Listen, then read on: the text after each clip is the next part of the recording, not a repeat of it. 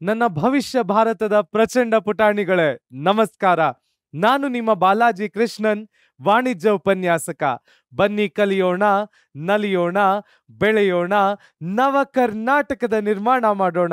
ಇವತ್ತು ನಾವು ಕಲಿತಾ ಇರ್ತಕ್ಕಂತಹ ಪಾಠ ಯಾವುದು ಅಂದ್ರೆ ನಮ್ಮ ದ್ವಿತೀಯ PUC ವ್ಯವಹಾರ ಅಧ್ಯಯನದ ಅಂದ್ರೆ ನಮ್ಮ ಸೆಕೆಂಡ್ PUC ಬಿಸ್ನೆಸ್ ಸ್ಟಡೀಸಿನ 6ನೆಯ ಚಾಪ್ಟರ್ ಸ್ಟಾಫಿಂಗ್.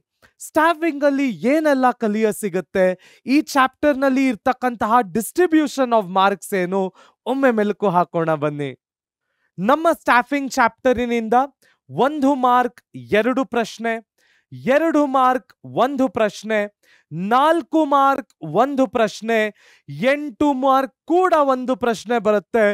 ಒಟ್ಟು ನಮ್ಮ ಸ್ಟಾಫಿಂಗ್ ಚಾಪ್ಟರಿನಿಂದ 16 ಮಾರ್ಕ್ಸಿಗೆ ಫೈನಲ್ ಎಕ್ಸಾಮಿನೇಷನ್ಗೆ ಕೇಳ್ತಾನೆ.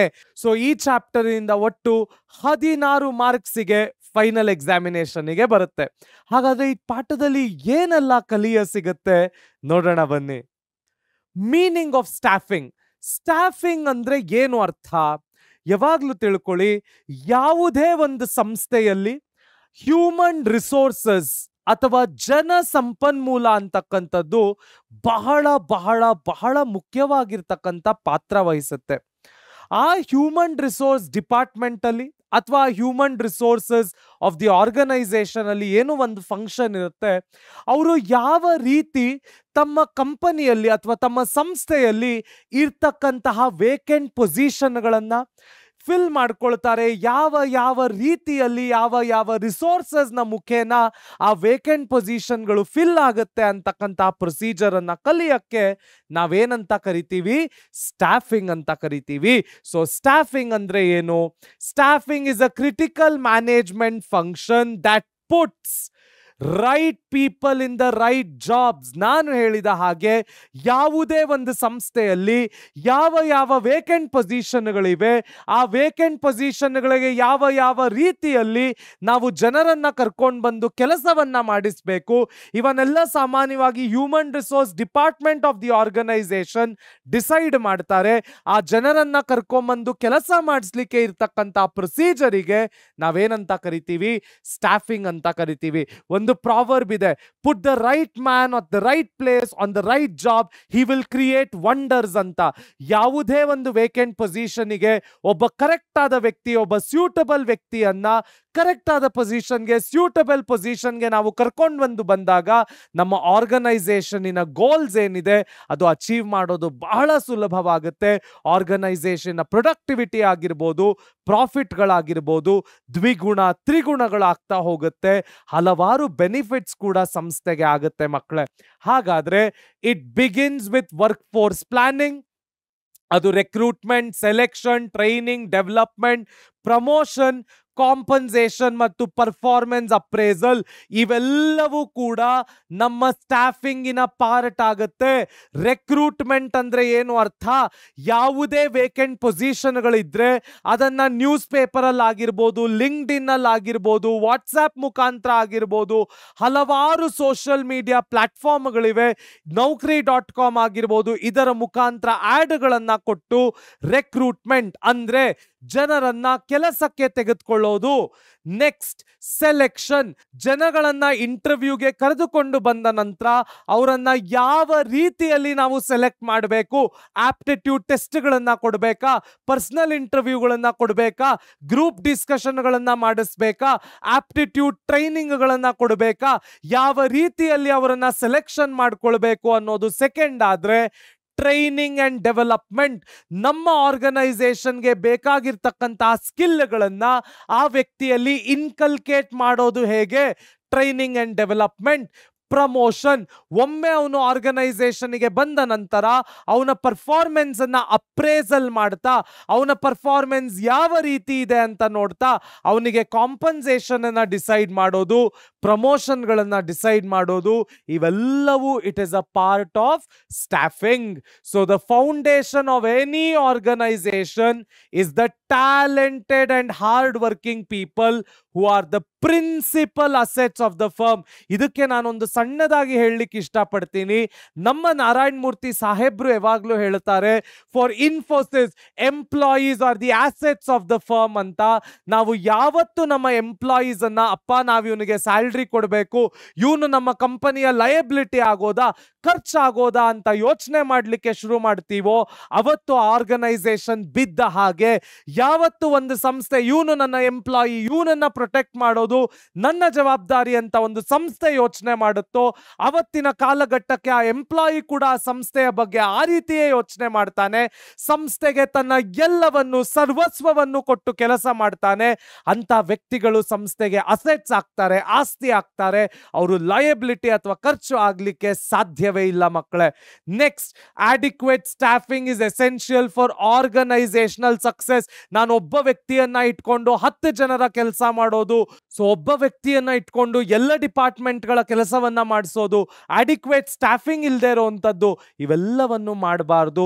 ಯಾವ ಯಾವ ಎಕ್ಸ್ಪರ್ಟ್ಗಳು ಯಾವ ಯಾವ ಕೆಲಸವನ್ನ ಸಂಸ್ಥೆಯಲ್ಲಿ ಮಾಡಬೇಕು, ಆ ಎಕ್ಸ್ಪರ್ಟ್ಗಳೇ ಆ ಸ್ಟಾಫ್ಗಳೇ ಆ ಕೆಲಸವನ್ನ ಮಾಡಿದಾಗ ನಮ್ಮ ಔಟ್ಪುಟ್ ಚೆನ್ನಾಗಿರುತ್ತೆ, ಪ್ರೊಡಕ್ಟಿವಿಟಿ ಚೆನ್ನಾಗಿರುತ್ತೆ, ಕಂಪನಿಗಳ ಪ್ರಾಫಿಟ್ ಕೂಡ ಗ್ರೋ ಆಗುತ್ತೆ, ಕಂಪನಿಗಳು ಕೂಡ ತಮ್ಮ ಆಬ್ಜೆಕ್ಟಿವ್ಸ್ ಅನ್ನು ಅಚೀವ್ ಮಾಡೋದು ಸುಲಭವಾಗುತ್ತೆ. ಹಾಗಾದ್ರೆ ನೆಕ್ಸ್ಟ್ ಏನು ಕಲಿಯ ಸಿಗುತ್ತೆ ನೋಡೋಣ ಬನ್ನಿ. ಅಂಡರ್ಸ್ಟ್ಯಾಂಡಿಂಗ್ ಸ್ಟಾಫಿಂಗ್ ಅಂಡ್ HRM ಅಂದ್ರೆ human resource management. Staffing function ಅಂದ್ರೆ ಏನು? Staffing is the managerial function of filling and keeping the filled positions in the organization structure. It involves identifying requirement, recruitment, selection, placement, training, promotion and development. So ಯಾವುದೇ ಒಂದು staffing ನಾನು ಇವಾಗಲೇ ನಿಮಗೆ ಹೇಳಿದ ಹಾಗೆ it includes recruitment, selection, training and development, promotion, performance appraisal. ಯಾವ ರೀತಿಯಲ್ಲಿ end to end ಆ ವ್ಯಕ್ತಿಯನ್ನ ಆರ್ಗನೈಸೇಷನ್ ನಲ್ಲಿ ಇಂಡಕ್ಟ್ ಮಾಡಿಕೊಳ್ಬೇಕು ಅದೆಲ್ಲವೂ ಏನಾಗುತ್ತೆ? ಸ್ಟಾಫಿಂಗ್ ಫಂಕ್ಷನ್ ಆಗುತ್ತೆ. ಹಾಗಾದರೆ ಒಂದು ಸಂಸ್ಥೆಯಲ್ಲಿ ಹ್ಯೂಮನ್ ರಿಸೋರ್ಸಸ್ಗೆ ಇರ್ತಕ್ಕಂಥ ಪಾಲಿಸಿಗಳೇನು, ಪ್ರೊಸೀಜರ್ಗಳೇನು, ರೂಲ್ಸ್ ಏನು, ರೆಗ್ಯುಲೇಷನ್ ಏನು, ಅವರು ಯಾವ ರೀತಿಯಲ್ಲಿ ತಮ್ಮ ಸರ್ವಿಸಸ್ ಅನ್ನ ಆರ್ಗನೈಸೇಷನ್ಗೆ ಕೊಡಬೇಕಾಗ್ತದೆ, ಅವರನ್ನ ಮ್ಯಾನೇಜ್ಮೆಂಟ್ ಮಾಡ್ತಕ್ಕಂತಹ ರೀತಿ ರಿವಾಜುಗಳೇನು, ಅವೆಲ್ಲವನ್ನು ನಾವು ಹ್ಯೂಮನ್ ರಿಸೋರ್ಸ್ ಮ್ಯಾನೇಜ್ಮೆಂಟ್ ಅಲ್ಲಿ ಕಲಿತೀವಿ. ಸೊ ಇಲ್ಲಿ ಬೇಸಿಕ್ಲಿ ಇರ್ತಕ್ಕಂತಹ ವ್ಯತ್ಯಾಸ ಏನು? ಸ್ಟಾಫಿಂಗ್ ನಮಗೆ recruitment, training, compensation, development, promotion, performance ಅಪ್ರೇಸಲ್ಗಳ ಬಗ್ಗೆ ಹೇಳಿದ್ರೆ, ಹ್ಯೂಮನ್ ರಿಸೋರ್ಸ್ ಮ್ಯಾನೇಜ್ಮೆಂಟ್ ಅನ್ನೋದು ಒಂದು ಬ್ರಾಡ್ ಕಾನ್ಸೆಪ್ಟ್. ಅದು human resources of the organisation, ಅಂದರೆ ಜನ ಸಂಪನ್ಮೂಲಗಳನ್ನ ಯಾವ ರೀತಿಯಲ್ಲಿ ಒಂದು ಆರ್ಗನೈಸೇಷನ್ ಅಲ್ಲಿ ನಾವು ಮೇಂಟೈನ್ ಮಾಡಬೇಕು, ಅವ್ರಿಗಿರ್ತಕ್ಕಂಥ policy, procedure, rules and regulations ಏನೆಲ್ಲ ಇವೆ ಇದರ ಬಗ್ಗೆ ಮಾತಾಡುತ್ತೆ. ಅದಕ್ಕೆ ನಾವೇನಂತ ಕರಿತೀವಿ? ಹ್ಯೂಮನ್ ರಿಸೋರ್ಸ್ ಮ್ಯಾನೇಜ್ಮೆಂಟ್ ಅಂತೀವಿ. So human resource management is a specialised area that includes recruitment, analysis, compensation, planning, training, development, labor relation, grievance handling, social security, etc. So staffing ಅನ್ನೋದು ಒಂದು ನ್ಯಾರೋ ಕಾನ್ಸೆಪ್ಟ್ ಆದ್ರೆ ಹ್ಯೂಮನ್ ರಿಸೋರ್ಸ್ ಮ್ಯಾನೇಜ್ಮೆಂಟ್ ಅನ್ನೋದು ಒಂದು broad concept ಆಗುತ್ತೆ. ಹಾಗಾದ್ರೆ ಇದರ relationship ಏನು? Staffing is both a line function of management and distinct functional area within human resource management. So human resource management ಅಲ್ಲಿ ಇರ್ತಕ್ಕಂತಹ ಹಲವಾರು ಫಂಕ್ಷನ್ಗಳಲ್ಲಿ ಸ್ಟಾಫಿಂಗ್ ಕೂಡ ಒಂದು ಫಂಕ್ಷನ್ ಆಗುತ್ತೆ. So it is referred to as both an essential function of the manager and advisory role played by the HR department. So ಮ್ಯಾನೇಜರಿಗೆ ಅದೊಂದು essential function ಕೂಡ ಮತ್ತು HR ಡಿಪಾರ್ಟ್ಮೆಂಟಿನ ಒಂದು ಅಡ್ವೈಸರಿ ರೋಲ್ ಕೂಡ ಸ್ಟಾಫಿಂಗ್ ಆಗುತ್ತೆ. ಸೊ HRM ಅಂದ್ರೆ ಹ್ಯೂಮನ್ ರಿಸೋರ್ಸ್ ಮ್ಯಾನೇಜ್ಮೆಂಟ್ ಅಲ್ಲಿ ಇರ್ತಕ್ಕಂತಹ ಒಂದು ಇನ್ಕ್ಲೂಸಿವ್ ಫಂಕ್ಷನ್ನೇ ಸ್ಟಾಫಿಂಗ್ ಅಂತ ಹೇಳಿದ್ರೆ ಅದು ತಪ್ಪಾಗೋದಿಲ್ಲ ಮಕ್ಕಳೇ. ಹಾಗಾದ್ರೆ ನೆಕ್ಸ್ಟ್ ಏನು ಕಲಿಯ ಸಿಗುತ್ತೆ ನೋಡೋಣ ಬನ್ನಿ. Importance of staffing in an organisation. ಒಂದು ಸಂಸ್ಥೆಗೆ, ಒಂದು ಆರ್ಗನೈಸೇಷನ್ಗೆ ಸ್ಟಾಫಿಂಗ್ ಹೇಗೆ ಇಂಪಾರ್ಟೆಂಟ್ ಅನ್ನಿಸ್ಕೊಳ್ಳುತ್ತೆ? ಮೊದಲನೆಯದು ಡಿಸ್ಕವರಿಂಗ್ ಕಾಂಪಿಟೆಂಟ್ ಪರ್ಸನಲ್. ಯಾವುದೇ ಒಂದು ಸಂಸ್ಥೆಯಲ್ಲಿ ನಾವು ಕೆಲಸವನ್ನ ಅಚ್ಚುಕಟ್ಟಾಗಿ ತೆಗಿಬೇಕು, ಪ್ರಾಫಿಟ್ ಅನ್ನ ಡಬಲ್ ಮಾಡಬೇಕು, ಗ್ರೋತ್ ಅನ್ನ ಟ್ರಿಬಲ್ ಮಾಡ್ಕೊಂಡು ಹೋಗ್ಬೇಕು, ನಾವು ಎಕ್ಸ್ಪ್ಯಾನ್ಷನ್ ಮಾಡಬೇಕು, ಡೈವರ್ಸಿಫೈ ಮಾಡಬೇಕು ಅಂದ್ರೆ ನಮ್ಮ ಹತ್ರ ರೈಟ್ ಟ್ಯಾಲೆಂಟೆಡ್ ರಿಸೋರ್ಸಸ್ ಇರಬೇಕಾಗತ್ತೆ, ನಮ್ಮ ಹತ್ರ ರೈಟ್ ಟ್ಯಾಲೆಂಟೆಡ್ ಪರ್ಸನಲ್ಗಳು ಇರಬೇಕಾಗತ್ತೆ. ಆ ಪ್ರೊಸೀಜರಿನಲ್ಲಿ ಸ್ಟಾಫಿಂಗ್ ನಮಗೆ ಬಹಳ ಹೆಲ್ಪ್ ಮಾಡುತ್ತೆ. ಸೊ ಯಾವುದೇ ಒಂದು ಸಂಸ್ಥೆಯಲ್ಲಿ ರೈಟ್ ಪರ್ಸನಲ್, ಯಾವ ವ್ಯಕ್ತಿ ಆ ಕೆಲಸಕ್ಕೆ ರೈಟ್ ಅಂತ ಐಡೆಂಟಿಫೈ ಮಾಡ್ತಕ್ಕಂತಹ ಪ್ರೊಸೀಜರ್ ನಲ್ಲಿ ಸ್ಟಾಫಿಂಗ್ ಬಹಳ ಬಹಳ ಇಂಪಾರ್ಟೆಂಟ್ ಆಗುತ್ತೆ ಮಕ್ಕಳೇ. Next, higher performance. It makes for higher performance by putting right person in the right job, ensuring optimum utilisation of human resource. ನಾನು ಅವಾಗಲೇ ಹೇಳಿದ ಹಾಗೆ, ಪುಟ್ the right man on the right job at the right place, he will create wonders ಅಂತ ನಮ್ಮ ದೊಡ್ಡವರು ಹೇಳ್ತಾರೆ. ಅಂದ್ರೆ ಅರ್ಥ ಏನು? ಒಬ್ಬ ಕರೆಕ್ಟ್ ಆದ ವ್ಯಕ್ತಿಯನ್ನ ಒಂದು ಕರೆಕ್ಟ್ ಆದ ಜಾಗಕ್ಕೆ ಅಟ್ ದ ರೈಟ್ ಟೈಮ್, ಒಂದು ಕರೆಕ್ಟ್ ಆದ ಸಮಯದಲ್ಲಿ ಅವನನ್ನು ಆ ಪೊಸಿಷನ್ಗೆ ಕೂಡಿಸಿ ಅವನು ಇಡೀ ಸಂಸ್ಥೆಯ ದಿಕ್ಕು ದಿಶೆಗಳನ್ನೇ ಬದಲಾಯಿಸ್ತಾನೆ, ಪ್ರಾಫಿಟ್ ಅನ್ನ ಗ್ರೋ ಮಾಡೋಂಗೆ ಮಾಡ್ತಾನೆ, ರಿಸೋರ್ಸ್ಗಳ ಆಪ್ಟಿಮಮ್ ಯುಟಿಲೈಸೇಷನ್ ಆಗುತ್ತೆ ಅಂತ. That is nothing but higher performance. ಹಾಗಾದ್ರೆ ಕಂಟಿನ್ಯೂಯಸ್ ಸರ್ವೈವಲ್ ಅಂಡ್ ಗ್ರೋತ್ ಏನು? ಕಂಟಿನ್ಯೂಯಸ್ ಸರ್ವೈವಲ್ ಅಂಡ್ ಗ್ರೋತ್ ಅಂದ್ರೆ ಯಾವುದೇ ಒಂದು ಕಂಪನಿ ಬೆಳಿಬೇಕು ಅಂದ್ರೆ ಅದರ ಹ್ಯೂಮನ್ ರಿಸೋರ್ಸಸ್, ಮಾನವ ಸಂಪನ್ಮೂಲಗಳು ಬಹಳ ಬಹಳ ಇಂಪಾರ್ಟೆಂಟ್ ಆಗುತ್ತೆ. ಒಂದು ಕಂಪನಿಯ ಕಂಟಿನ್ಯೂಯಸ್ ಗ್ರೋತಿಗೆ, ಕಂಟಿನ್ಯೂಯಸ್ ಸರ್ವೈವಲ್ಗೆ ಆ ಕಂಪನಿಯ ಎಂಪ್ಲಾಯೀಸ್ ಎಷ್ಟು ಕೆಲಸ ಮಾಡ್ತಾ ಇದ್ದಾರೆ, ಅವರು ಆ ಆರ್ಗನೈಸೇಷನ್ನಿನ ಮೇಲೆ ಯಾವ ರೀತಿಯಲ್ಲಿ ಪ್ರೀತಿಯನ್ನಿಟ್ಟು ಕೆಲಸ ಮಾಡ್ತಾ ಇದ್ದಾರೆ ಅನ್ನೋದು ಬಹಳ ಬಹಳ ಮುಖ್ಯವಾಗುತ್ತೆ. So staffing is very very important for continuous growth and survival. Next, job satisfaction and morale. ಯಾವುದೇ ಒಬ್ಬ ವ್ಯಕ್ತಿ ಕೆಲಸ ಮಾಡ್ತಾ ಇದ್ದಾನೆ ಅಂದ್ರೆ ಜಾಬ್ ಸ್ಯಾಟಿಸ್ಫ್ಯಾಕ್ಷನ್ ಬಹಳ ಮುಖ್ಯವಾಗುತ್ತೆ. ಅವನ ಮೊರಾಲ್ ಅಂದ್ರೆ ಏನರ್ಥ? ಅವನ ಸ್ಪಿರಿಟ್ ಯಾವಾಗ್ಲೂ ಜಾಸ್ತಿ ಇರಬೇಕು, ಅವನು ಸೆಲ್ಫ್ ಮೋಟಿವೇಟೆಡ್ ಆಗಿರಬೇಕು. ಆ ರೀತಿ ಅವನನ್ನ ಸೆಲ್ಫ್ ಮೋಟಿವೇಟೆಡ್ ಮಾಡೋದು ಹೇಗೆ? ಅವನಿಗೆ ಪ್ರಾಪರ್ ಟ್ರೈನಿಂಗ್ ಕೊಡಬೇಕು, ಅವನ ಡೆವಲಪ್ಮೆಂಟ್ಗೆ ಒಂದು ಪ್ಲಾಟ್ಫಾರ್ಮ್ ಅನ್ನ ಕೊಡಬೇಕು, ಅವನ ಬೆಳವಣಿಗೆ ಮಾಡಿಕೊಡ್ಲಿಕ್ಕೆ ನಾವು ಅವನಿಗೆ ಸಹಾಯ ಮಾಡಬೇಕು. ಇದೆಲ್ಲ ಆದಾಗ ಮಾತ್ರ ಅವನಿಗೆ ಸ್ಯಾಟಿಸ್ಫ್ಯಾಕ್ಷನ್ ಸಿಗ್ಲಿಕ್ಕೆ ಸಾಧ್ಯ, ಅವನು ಮೋಟಿವೇಟೆಡ್ ಆಗಿರ್ಲಿಕ್ಕೆ ಸಾಧ್ಯ, ಅವನ ಮೊರಾಲ್ ಯಾವಾಗ್ಲೂ ಹೈ ಆಗಿರ್ಲಿಕ್ಕೆ ಸಾಧ್ಯ. ಇದಕ್ಕೆ ನಾನೊಂದು ಸಣ್ಣ ಎಕ್ಸಾಂಪಲ್ಗಳನ್ನ ತಗೊಳ್ಳೋದಾದ್ರೆ, ಹಲವಾರು ಪ್ರೈವೇಟ್ ಸ್ಕೂಲ್ಗಳಲ್ಲಿ ಟೀಚರ್ಸ್ಗೆ ಬಹಳ ಕಡಿಮೆ ಸಂಬಳ ಕೊಡ್ತಾ ಇದ್ದಾರೆ. ಹಲವಾರು ಪ್ರೈವೇಟ್ ಸ್ಕೂಲ್ಗಳಲ್ಲಿ ಟೀಚರ್ಸ್ಗೆ ಜಾಬ್ ಸೆಕ್ಯೂರಿಟಿ ಇಲ್ಲ, ಕೆಲಸದಿಂದ ಯಾವಾಗಂದ್ರೆ ಆವಾಗ ತೆಗೆದುಹಾಕ್ಬಿಡ್ತಾರೆ. ಅಂತಹ ಗುರುಗಳು, ಅಂತಹ ಟೀಚರ್ಸ್ಗಳು ಯಾವ ರೀತಿ ತಮ್ಮ ಮೊರಾಲ್ಗಳನ್ನ ಇಟ್ಕೊಂಡು ಕೆಲಸ ಮಾಡಲಿಕ್ಕೆ ಸಾಧ್ಯ?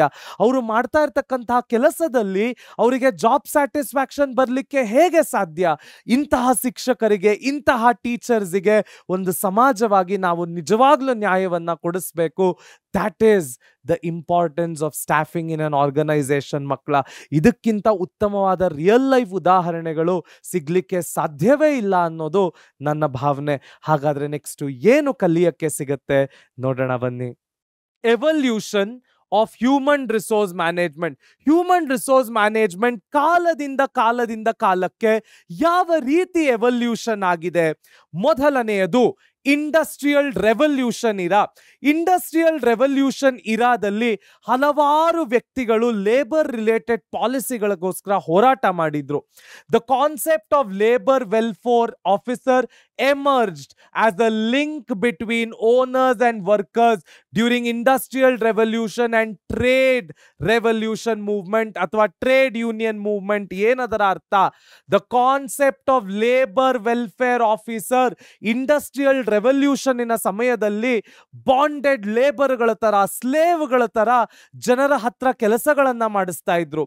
ಈ ರೀತಿ ನೋಡಿ ಇದನ್ನ ತಡ್ಕೊಳ್ಳಾರ್ದೆ ಹಲವಾರು ಲೇಬರ್ ರೆವಲ್ಯೂಷನರಿ ಅಪ್ರೋಚ್ಗಳನ್ನ ಹಲವಾರು ವ್ಯಕ್ತಿಗಳು ಹೋರಾಟ ಮಾಡಿ, ಕಮ್ಯುನಿಸ್ಟ್ಗಳು ಅಂತ ಕೂಡ ನಾವು ಅವರನ್ನ ಕರಿತೀವಿ, ಲೇಬರ್ ಪಾಲಿಸಿಗಳಿಗೋಸ್ಕರ ಅವರು ಹೋರಾಟಗಳನ್ನ ಮಾಡಿ concept of labour welfare officer, ಲೇಬರ್ಗಳಿಗೆ ಬೇಕಾಗಿರ್ತಕ್ಕಂತಹ ವೆಲ್ಫೇರ್ಗಳನ್ನ ನೋಡ್ಕೊಳ್ಳಿಕ್ಕೆ ಒಬ್ಬ ಲೇಬರ್ ವೆಲ್ಫೇರ್ ಆಫೀಸರ್ ಬೇಕು.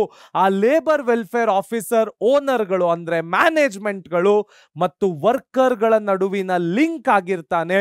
This is the best revolution ಅಥವಾ best evolution of the industrial revolution era ಅಂತ ಹೇಳಿದ್ರೆ ತಪ್ಪಾಗಲ್ಲ ಮಕ್ಕಳೇ. ನೆಕ್ಸ್ಟ್, ಫ್ಯಾಕ್ಟ್ರಿ ಸಿಸ್ಟಮ್ ಬಂತು. ಹೇಗೆ ಚೇಂಜ್ ಆಯಿತು? With the factory system, the job of hiring people was given to one person, leading to the emergence of personal officers, later personal managers. So ಫ್ಯಾಕ್ಟರಿಯ ಎರಾದಲ್ಲಿ ಒಬ್ಬ ವ್ಯಕ್ತಿಗೆ ಸೆಲೆಕ್ಷನ್ನಿನ ಜವಾಬ್ದಾರಿ ಕೊಟ್ಟಾಗ ಹಲವಾರು ಬಯಸ್ಗಳಾಗ್ತಾ ಇದ್ವು, ಫೇವರೇಟಿಸಮ್ಗಳು ನಡೀತಾ ಇದ್ವು. ಇವನ್ನ ಅವಾಯ್ಡ್ ಮಾಡ್ಲಿಕ್ಕೋಸ್ಕರ ಪರ್ಸನಲ್ ಆಫೀಸರ್ಗಳು ಬಂದ್ರು ಮತ್ತು ಪರ್ಸನಲ್ ಮ್ಯಾನೇಜರ್ಗಳು ಬಂದ್ರು. Next, human relations approach, HR approach. This approach recognized the human factor as the most important instrument for success, necessitating new skill development and training. So factory ಎರಾದಿಂದ ನಾವು ಮುಂದಿನ ಎರಾಗೆ ಬಂದ್ವಿ. ಆ ಮುಂದಿನ ಎರಾಗಳಲ್ಲಿ ಹ್ಯೂಮನ್ ರಿಸೋರ್ಸಸ್ ಹೇಗೆ ಡೆವಲಪ್ ಮಾಡಬೇಕು, ಅವ್ರಿಗೆ ಬೇಕಾಗಿರ್ತಕ್ಕಂತಹ ಟ್ರೈನಿಂಗ್ಗಳೇನು, ಅವ್ರಿಗೆ ಬೇಕಾಗಿರ್ತಕ್ಕಂತಹ ಫೆಸಿಲಿಟಿಗಳೇನು, ಅವರು ಮುಂದೆ ಬರಲಿಕ್ಕೆ ಬೇಕಾಗಿರ್ತಕ್ಕಂತಹ ಹೆಜ್ಜೆಗಳು ಏನು, ಇವೆಲ್ಲವನ್ನು ಕಂಪ್ನಿಗಳು ಯೋಚನೆ ಮಾಡಲಿಕ್ಕೆ ಶುರು ಮಾಡಿದ್ರು. ಇವತ್ತಿನ ಕಾಲಘಟ್ಟದಲ್ಲಿ ನಾವು ಮಾಡರ್ನ್ HRM ಅಲ್ಲಿ ಇದ್ದೀವಿ. ಇವತ್ತು ನಮಗೆ ಹಲವಾರು ಫೆಸಿಲಿಟಿಗಳನ್ನು ಕೊಡ್ತಾರೆ. ಇದನ್ನ ನಾವು ಪರ್ಕ್ಸ್ ಅಂತ ಕರಿತೀವಿ. ಹಲವಾರು ವೀಕ್ ಆಫ್ಗಳಿವೆ, ಹಾಲಿಡೇಗಳಿವೆ, ಬೋನಸ್ಗಳಿವೆ, ಜಾಯ್ನಿಂಗ್ ಇನ್ಸೆಂಟಿವ್ ಗಳಿವೆ. ಎಂಪ್ಲಾಯೀಸ್ ಅನ್ನ ಖುಷಿಯಾಗಿ ಇಟ್ಕೊಳ್ಳಲು, ಅವರ ಮೊರಾಲನ್ನ ಹೈ ಆಗಿ ಇಟ್ಕೊಳ್ಳಲು ಹಲವಾರು ಪರ್ಕ್ಸ್ಗಳನ್ನ ಕಂಪನಿಗಳು ಕೊಡ್ತಾ ಇವೆ. ಇವತ್ತು ನಾವಿರ್ತಕ್ಕಂತಹ ಎರಾನೆ ಮಾಡರ್ನ್ ಹ್ಯೂಮನ್ ರಿಸೋರ್ಸ್ ಮ್ಯಾನೇಜ್ಮೆಂಟ್ ಇರಾ. ಸೊ ನಮ್ಮ ಇಂಡಸ್ಟ್ರಿಯಲ್ ರೆವಲ್ಯೂಷನ್ನಿಂದ ನಾವಿವತ್ತು ಮಾಡರ್ನ್ ಹ್ಯೂಮನ್ ರಿಸೋರ್ಸ್ ಮ್ಯಾನೇಜ್ಮೆಂಟ್ ತನಕ ಹಲವಾರು ಹಾದಿಗಳನ್ನ ಮೆಟ್ಕೊಂಡು, ತುಳ್ಕೊಂಡು, ಈಜಾಡ್ಕೊಂಡು ಬಂದಿದ್ದೀವಿ ಅಂದ್ರೆ ಅದು ತಪ್ಪಾಗೋದಿಲ್ಲ ಮಕ್ಕಳೇ. ಹಾಗಾದ್ರೆ ನೆಕ್ಸ್ಟ್ ಟಾಪಿಕ್ ಏನು ಕಲಿಯ ಸಿಗುತ್ತೆ ನೋಡೋಣ ಬನ್ನಿ. The staffing process and overview.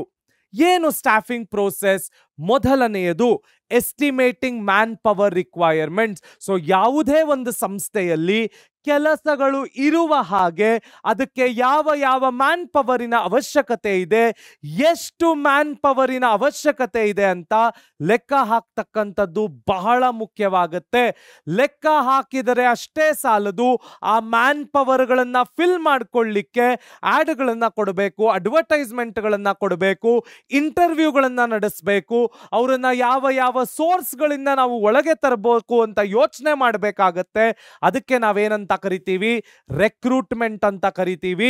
So ಒಮ್ಮೆ ನಾವು ಮ್ಯಾನ್ ಪವರ್ನ ಎಸ್ಟಿಮೇಟ್ ಮಾಡಿದ ನಂತರ ಯಾವ ಯಾವ ಸೋರ್ಸಸ್ ನಿಂದ ನಾವು ಜನರನ್ನ ಒಳಗೆ ಕರ್ಕೊಂಡು ಬರ್ಬೋದು ಕೆಲಸಕ್ಕೆ ಅಂತ ರೆಕ್ರೂಟ್ಮೆಂಟ್ ಬಗ್ಗೆ ಯೋಚನೆ ಮಾಡಿದ ನಂತರ the next step is selection. So ನಾನು ಆಪ್ಟಿಟ್ಯೂಡ್ ಟೆಸ್ಟ್ಗಳನ್ನ ಕೊಟ್ಟು ಸೆಲೆಕ್ಟ್ ಮಾಡ್ಬೋದು, ಗ್ರೂಪ್ ಡಿಸ್ಕಷನ್ಗಳನ್ನ ಕೊಟ್ಟು ಸೆಲೆಕ್ಟ್ ಮಾಡ್ಬೋದು, ಕೇಸ್ ಸ್ಟಡಿಗಳನ್ನ ಮಾಡಲಿಕ್ಕೆ ಹೇಳಿ ಸೆಲೆಕ್ಟ್ ಮಾಡ್ಬೋದು, ಇವೆಲ್ಲದರ ಕಾಂಬಿನೇಷನ್ ಇಟ್ಕೊಂಡು ಕೂಡ ಸೆಲೆಕ್ಟ್ ಮಾಡ್ಬೋದು. So the next process is selection. ಅದಾದ ನಂತರ ಪ್ಲೇಸ್ಮೆಂಟ್ ಅಂಡ್ ಓರಿಯೆಂಟೇಷನ್. ಸೊ ನಾನು ಮ್ಯಾನ್ ಪವರ್ನ ಐಡೆಂಟಿಫೈ ಮಾಡಾಯ್ತು, ಎಷ್ಟು ಬೇಕು ಅಂತ ಲೆಕ್ಕ ಹಾಕಿ ಆಯ್ತು. ಅದಾದ ನಂತರ ಯಾವ ಯಾವ ಸೋರ್ಸಸ್ ನಿಂದ ನಾನು ಆ ಮ್ಯಾನ್ ಪವರ್ನ ಒಳಗೆ ಕರ್ಕೊಂಡು ಬರ್ಬೋದು ಅಂತ ಯೋಚನೆ ಮಾಡಾಯ್ತು. ಒಂದಷ್ಟು ಜನ ಸಿಕ್ಕಿದ ನಂತರ ಅವರನ್ನ ಫಿಲ್ಟರ್ ಮಾಡಿ ಆಪ್ಟಿಟ್ಯೂಡ್ ಆಗಿರ್ಬೋದು, ಗ್ರೂಪ್ ಡಿಸ್ಕಷನ್ ಆಗಿರ್ಬೋದು, ಹೀಗೆ ಹಲವಾರು ಟೆಸ್ಟಿಂಗ್ ಮೆಥಡ್ಗಳ ಮುಖಾಂತರ ಅವರನ್ನ ಫಿಲ್ಟರ್ ಮಾಡಿ ಅವರ ಸೆಲೆಕ್ಷನ್ ಮಾಡಿ ಆಯ್ತು. ಈಗ ಪ್ಲೇಸ್ಮೆಂಟ್ ಅಂಡ್ ಓರಿಯೆಂಟೇಷನ್ ನ ಸಮಯ. ಅವರಿಗೆ ಯಾವ ಕಾಂಪನ್ಸೇಷನ್ ಕೊಡಬೇಕು, ಎಷ್ಟು ಕಾಂಪನ್ಸೇಷನ್ ಕೊಡಬೇಕು, ಅವ್ರಿಗೆ ಕಂಪನಿಯಲ್ಲಿ ಇರ್ತಕ್ಕಂತಹ ಪರ್ಕ್ಸ್ ಅಂಡ್ ಪ್ರೊಸೀಜರ್ಸ್ ಏನು, ಪಾಲಿಸೀಸ್, ರೂಲ್ಸ್ ಅಂಡ್ ರೆಗ್ಯುಲೇಷನ್ಸ್ ಏನು, ಅವರನ್ನ ಕಂಪನಿಯ ಒಳಗೆ ಇಂಡಕ್ಟ್ ಮಾಡ್ಕೊಳ್ಳೋದು ಯಾವ ರೀತಿ, ಎಲ್ಲರ ಜೊತೆ ಇಂಟ್ರೊಡ್ಯೂಸ್ ಮಾಡಿಸೋದು ಹೇಗೆ, ಇವೆಲ್ಲದರ ಬಗ್ಗೆ ಹೇಳೋದೆ ಪ್ಲೇಸ್ಮೆಂಟ್ ಅಂಡ್ ಓರಿಯೆಂಟೇಷನ್. ಸೊ ಅವರು ಒಮ್ಮೆ ಕಂಪನಿ ಒಳಗೆ ಬಂದಾಗ ನಮ್ಮ ಕಂಪನಿಗೆ ಬೇಕಾಗಿರ್ತಕ್ಕಂತಹ ಸ್ಕಿಲ್ಸ್ ಅನ್ನ ಅವರಲ್ಲಿ ಇನ್ಕಲ್ಕೇಟ್ ಮಾಡೋದು ಹೇಗೆ, ಅದರ ಬಗ್ಗೆ ಮಾತಾಡೋದೆ training and development. So training and development ಅಲ್ಲಿ ನಮ್ಮ ಕಂಪನಿಗೆ ಬೇಕಾಗಿರ್ತಕ್ಕಂತಹ ಸ್ಕಿಲ್ಸ್ ಅನ್ನ ಅವರಿಗೆ ಹೇಗೆ ಹೇಳಿಕೊಡ್ಬೇಕು, ಯಾವ ಪ್ರೊಸೀಜರ್ ನಲ್ಲಿ ಅವರಿಗೆ ಟ್ರೈನ್ ಮಾಡಬೇಕು ಅನ್ನೋದರ ಬಗ್ಗೆ ಮಾತಾಡುತ್ತೆ. ಒಂದು ರಿಯಲ್ ಲೈಫ್ ಎಕ್ಸಾಂಪಲ್ ಇದಕ್ಕೆ ತಗೊಳ್ಳೋದಾದ್ರೆ ನಮ್ಮ IIM ಅಹಮದಾಬಾದ್. ರಿಲಯನ್ಸ್ ಅವರು ಈ ರಿಪೋರ್ಟ್ಗಳನ್ನ ನಂಬೋದಾದ್ರೆ ಒಂದು ಪಾರ್ಟ್ನರ್ಶಿಪ್ ಅನ್ನ IIM ಅಹಮದಾಬಾದ್ ಜೊತೆ ಮಾಡ್ಕೊಂಡಿದ್ದಾರೆ. ಏನ ಪಾರ್ಟ್ನರ್ಶಿಪ್? ರಿಲಯನ್ಸ್ ಕಂಪನಿಗೆ ಯಾವ ರೀತಿ ಸ್ಕಿಲ್ಗಳನ್ನ ಬೇಕು, IIM ಅಹಮದಾಬಾದಿನ ಒಂದು ಕೋರ್ಸ್ ಅನ್ನ ಮಾಡಿದ್ರೆ ಆ ಜನರಿಗೆ ಆ ಸ್ಕಿಲ್ಗಳು ಡೆವಲಪ್ ಆಗುತ್ತೆ, ರಿಲಯನ್ಸ್ ಇಂಡಸ್ಟ್ರಿಗೆ ಆ ಟ್ರೈನಿಂಗಿನ ಕಾಸ್ಟ್ ಉಳಿಯುತ್ತೆ. So this is also another method of training and development. ಹಾಗಾದ್ರೆ ನೆಕ್ಸ್ಟ್ ಏನು ಕಲಿಯಕ್ಕೆ ಸಿಗತ್ತೆ ನೋಡೋಣ ಬನ್ನಿ. Additional stages in staffing process. Okay, manpower identify ಮಾಡಾಯ್ತು, ರೆಕ್ರೂಟ್ಮೆಂಟ್ ಸೋರ್ಸಸ್ಗಳನ್ನ ತಿಳ್ಕೊಂಡಾಯ್ತು, ಸೆಲೆಕ್ಷನ್ ನಡೆಸಿ ಆಯ್ತು, ಪ್ಲೇಸ್ಮೆಂಟ್ ಅಂಡ್ ಓರಿಯೆಂಟೇಷನ್ ಕೂಡ ಆಯ್ತು, ಟ್ರೈನಿಂಗ್ ಅಂಡ್ ಡೆವಲಪ್ಮೆಂಟ್ ಕೂಡ ಡಿಸೈಡ್ ಮಾಡಿ ಆಯ್ತು. ನೆಕ್ಸ್ಟ್ ಇನ್ನೇನ್ ಸ್ಟೇಜಸ್ಗಳಿವೆ? Performance appraisal, promotion and career planning ಮತ್ತು ಕಾಂಪನ್ಸೇಷನ್. ಯಾವ ರೀತಿಯಲ್ಲಿ ಒಬ್ಬ ವ್ಯಕ್ತಿಯ ಪರ್ಫಾರ್ಮೆನ್ಸ್ ಅನ್ನ ನಾವು ಡಿಸೈಡ್ ಮಾಡಬೇಕು? ಇವತ್ತಿನ ಕಾಲಘಟ್ಟಕ್ಕೆ 360 ಡಿಗ್ರಿ ಪರ್ಫಾರ್ಮೆನ್ಸ್ ಅಪ್ರೇಸಲ್ ಅಂತ ಇದೆ. ಹಲವಾರು ಪರ್ಫಾರ್ಮೆನ್ಸ್ ಅಪ್ರೇಸಲ್ ಮಾಡೆಲ್ಗಳನ್ನ ನಮ್ಮ ಕಂಪನಿಗಳು ಫಾಲೋ ಮಾಡ್ತಾ ಇವೆ. ಹಾಗಾದ್ರೆ ಯಾವ ರೀತಿಯಲ್ಲಿ ಈ ವ್ಯಕ್ತಿಯ ಪರ್ಫಾರ್ಮೆನ್ಸ್, ಅವನು ಹೇಗೆ ಕೆಲಸವನ್ನ ಮಾಡ್ತಾ ಇದ್ದಾನೆ, ಕೊಲೀಗ್ಸ್ಗಳ ಜೊತೆ ಅವನ ರಿಲೇಶನ್ಶಿಪ್ ಹೇಗಿದೆ, ಮ್ಯಾನೇಜ್ಮೆಂಟಿನ ಜೊತೆ ಅವನ ರಿಲೇಶನ್ಶಿಪ್ ಹೇಗಿದೆ, ಕೆಲಸದಲ್ಲಿ ಅವನು ಎಷ್ಟು ಅಚ್ಚುಕಟ್ಟಾಗಿ ಎಕ್ಸಿಕ್ಯೂಷನ್ ಗಳನ್ನ ಮಾಡ್ತಾ ಇದ್ದಾನೆ, ಅವನ ಎಕ್ಸಿಕ್ಯೂಷನ್ ತಕ್ಕನ ಹಾಗೆ ನಾವು ಅವನಿಗೆ ಪೊಸಿಷನ್ ಗಳನ್ನ ಕೊಡ್ತಾ ಇದ್ದೀವಾ, ಕಾಂಪನ್ಸೇಷನ್ ಗಳನ್ನ ಕೊಡ್ತಾ ಇದ್ದೀವಾ, ಸಂಬಳಗಳನ್ನ ಕೊಡ್ತಾ ಇದ್ದೀವಾ, ಇದೆಲ್ಲದರ ಬಗ್ಗೆ ತಿಳಿಸ್ಕೊಡ್ತಕ್ಕಂಥದ್ದೇ performance appraisal. Promotion and career planning. ಒಂದು ಕಾಲ ಇತ್ತು, ಒಮ್ಮೆ ಗವರ್ಮೆಂಟ್ ಎಕ್ಸಾಮ್ ಅನ್ನ ಬರೆದು ಒಳಗೆ ಹೊಟ್ಟೋದ್ರೆ ಆ ಗವರ್ಮೆಂಟ್ ಸಂಸ್ಥೆಯಲ್ಲೇ 60 ವರ್ಷ ತುಂಬೋ ತನಕ ಕಳೆದು ಸೀನಿಯಾರಿಟಿಯ ಮೇಲೆ ಪ್ರಮೋಷನ್ಗಳನ್ನ ತಗೊಳ್ತಕ್ಕಂತಹ ಕಾಲ. ಆದ್ರೆ ಇವತ್ತಿನ ಕಾಲಘಟ್ಟಕ್ಕೆ ನಾವು ಹೇಗೆ ಬಂದಿದ್ದೀವಿ ಅಂದ್ರೆ 22-23 ವರ್ಷದ ನವ ಯುವಕರು ಹಲವಾರು ಕಂಪನಿಗಳಲ್ಲಿ ಲೀಡರ್ಶಿಪ್ ಪೊಸಿಷನ್ಗಳಲ್ಲಿದ್ದಾರೆ. ಅದರ ಕಾರಣ HRM, human resource management. So ಇವತ್ತಿನ ಕಾಲಘಟ್ಟಕ್ಕೆ ನಾವೊಂದು ಟೆಸ್ಟ್ ನ ಬರೆದು ಒಳಗೆ ಬಂದ್ಬಿಟ್ಟು 60 ವರ್ಷದ ತನಕ ಅದೇ ಜಾಗದಲ್ಲಿ ಇರ್ತಕ್ಕಂತಹ ಕಾಲಗಳು ಮೀರಿದ್ದೀವಿ. ಇವತ್ತು ನಾವು ಹೊಸ ಹೊಸ ಹೊಸ ಹೊಸ ಆಪರ್ಚುನಿಟಿಗಳನ್ನ ಪ್ರತಿ ಹಂತದಲ್ಲೂ ಹುಡ್ಕೊಂಡು ಹೋಗ್ಬೇಕು. ಅದಕ್ಕೆ ನಾವೇನಂತೀವಿ? ಕರಿಯರ್ ಪ್ಲಾನಿಂಗ್ ಮತ್ತು ಪ್ರಮೋಷನ್ಗಳು. ಸೊ ಯಾವಾಗ ನಮ್ಮ ಕಂಪನಿಯಲ್ಲೇ ಆ ವ್ಯಕ್ತಿಗಳಿಗೆ ಡಿಸರ್ವಿಂಗ್ ಪೊಸಿಷನ್ ಸಿಗೋದಿಲ್ಲ, ಅವರ ಕರಿಯರ್ ಗ್ರೋತ್ ಆಗ್ತಾ ಇಲ್ಲ ಅಂತ ಅವ್ರಿಗೆ ಅನ್ಸುತ್ತೆ, ಆ ಟ್ಯಾಲೆಂಟೆಡ್ ವ್ಯಕ್ತಿಗಳು ಬೇರೆ ಕಡೆ ಹೋಗ್ತಕ್ಕಂತಹ ಅವಕಾಶಗಳು ಸಿಕ್ಕಿದಾಗ ಅವರು ಬೇರೆ ಕಡೆ ಹೋಗ್ಬಿಡ್ತಾರೆ. ಅದನ್ನ ಅವಾಯ್ಡ್ ಮಾಡಲಿಕ್ಕೆ ಇರ್ತಕ್ಕಂಥದ್ದೇ ಪ್ರಮೋಷನ್ ಅಂಡ್ ಕರಿಯರ್ ಪ್ಲಾನಿಂಗ್. ನಮ್ಮ ಸಂಸ್ಥೆಗೆ ಬೇಕಾಗಿರ್ತಕ್ಕಂಥ ಟ್ಯಾಲೆಂಟೆಡ್ ವ್ಯಕ್ತಿಗಳನ್ನ ನಮ್ಮ ಸಂಸ್ಥೆಯಲ್ಲೇ ಉಳಿಸ್ಕೊಳ್ಬೇಕು. ನಮ್ಮ ಸಂಸ್ಥೆಗೆ ಬೇಕಾಗಿರ್ತಕ್ಕಂತಹ ಟ್ಯಾಲೆಂಟೆಡ್ ರಿಸೋರ್ಸಸ್ ನಮಗೆ ಕೆಲಸ ಮಾಡಬೇಕು, ನಮ್ಮಲ್ಲೇ ಅವರ ಪ್ರೊಡಕ್ಟಿವಿಟಿ ಜಾಸ್ತಿ ಆಗಬೇಕು. ಈ ದಿಶೆಯಲ್ಲಿ ಯೋಚನೆ ಮಾಡಿ ಇರ್ತಕ್ಕಂತಹ ಸ್ಟೆಪ್ಪೇ promotion and career planning. So promotion and career planning, performance appraisal, ಇದೆಲ್ಲದರ ಬಗ್ಗೆ ಮಾತಾಡಿದ ಮೇಲೆ ದುಡ್ಡು ಇವೆಲ್ಲದಕ್ಕೂ ಬಹಳ ಇಂಪಾರ್ಟೆಂಟ್ ಆಗುತ್ತೆ. That is nothing but compensation. ಯಾವ ರೀತಿಯಲ್ಲಿ ನಾವು ಕೆಲಸಗಾರರಿಗೆ ಸಂಬಳಗಳನ್ನ ಕೊಡ್ತಾ ಇದ್ದೀವಿ, ಅವರಿಗೆ ಯಾವ ಸ್ಕೇಲ್ ಆಫ್ ಪೇ ಅನ್ನ ಫಾಲೋ ಮಾಡ್ತಾ ಇದ್ದೀವಿ, ಯಾವ ರೀತಿಯಲ್ಲಿ ಅವರ ಸಂಬಳಗಳನ್ನ ಡಿಸೈಡ್ ಮಾಡ್ತಾ ಇದ್ದೀವಿ, ಇದೆಲ್ಲವನ್ನು ನಾವೇನಂತ ಕರಿತೀವಿ? ಕಾಂಪನ್ಸೇಷನ್ ಅಂತ ಕರಿತೀವಿ. ಅವರ ಟ್ಯಾಲೆಂಟ್ಗೆ ತಕ್ಕದ ಹಾಗೆ ನಾವು ಸಂಬಳಗಳನ್ನ ಕೊಡ್ತಾ ಇದ್ದೀವಾ, ಅಥವಾ ಇವತ್ತಿನ ಮಾರ್ಕೆಟ್ ಇರ್ತಕ್ಕಂತಹ ರೀತಿಯಲ್ಲಿ ಅವರಿಗೆ ಸಂಬಳಗಳನ್ನ ಪೇ ಮಾಡ್ತಾ ಇದ್ದೀವಾ, ಮಾರ್ಕೆಟ್ಗಿಂತ ಕಡಿಮೆ ಸಂಬಳಗಳು ಕೊಡ್ತಾ ಇದ್ದೀವಾ, ಜಾಸ್ತಿ ಸಂಬಳಗಳು ಕೊಡ್ತಾ ಇದ್ದೀವಾ, ಅಥವಾ ಮಾರ್ಕೆಟ್ ನಲ್ಲಿ ಇರ್ತಕ್ಕಂತಹ ಟ್ಯಾಲೆಂಟ್ಗೆ ಕೊಡ್ತಕ್ಕಂತಹ ಬೆಲೆಯನ್ನ ನಾವು ಅವರಿಗೆ ಕೊಡ್ತಾ ಇದ್ದೀವಾ, ಇವೆಲ್ಲವನ್ನು ಡಿಸೈಡ್ ಮಾಡತಕ್ಕಂಥದ್ದೇ ಕಾಂಪನ್ಸೇಷನ್. ಕಾಂಪನ್ಸೇಷನ್ ಅಲ್ಲಿ ಬರೀ ಮಾನಿಟರಿ ಬೆನಿಫಿಟ್ಸ್ ಅಷ್ಟೇ ಅಲ್ಲ, ಕೆಲವು ಫ್ರಿಂಜ್ ಬೆನಿಫಿಟ್ಸ್ ಕೂಡ ಬರುತ್ತವೆ. ಮೆಡಿಕಲ್ ಇನ್ಶೂರೆನ್ಸ್ ಆಗಿರ್ಬೋದು, ಮಕ್ಕಳ ಎಜುಕೇಶನ್ ಕೊಡೋದಾಗಿರ್ಬೋದು, ಕ್ವಾರ್ಟರ್ಸ್ ಅನ್ನ ಕೊಟ್ಟು ಅವರಿಗೆ ಅಕಾಮಡೇಷನ್ ಫೆಸಿಲಿಟಿಗಳನ್ನ ಕೊಡೋದಾಗಿರ್ಬೋದು, ಸುಡೆಕ್ಸೋ ಕೂಪನ್ಗಳ ಮುಖಾಂತರ ಅವರ ಊಟಕ್ಕೆ ಫಂಡಿಂಗ್ ಕೊಡೋದಾಗಿರ್ಬೋದು, ಟ್ರಾನ್ಸ್ಪೋರ್ಟೇಷನ್ ಬಿಲ್ಗಳನ್ನ ಕೊಡೋದಾಗಿರ್ಬೋದು, ಇವೆಲ್ಲವೂ ಕೂಡ becomes a part of our compensation.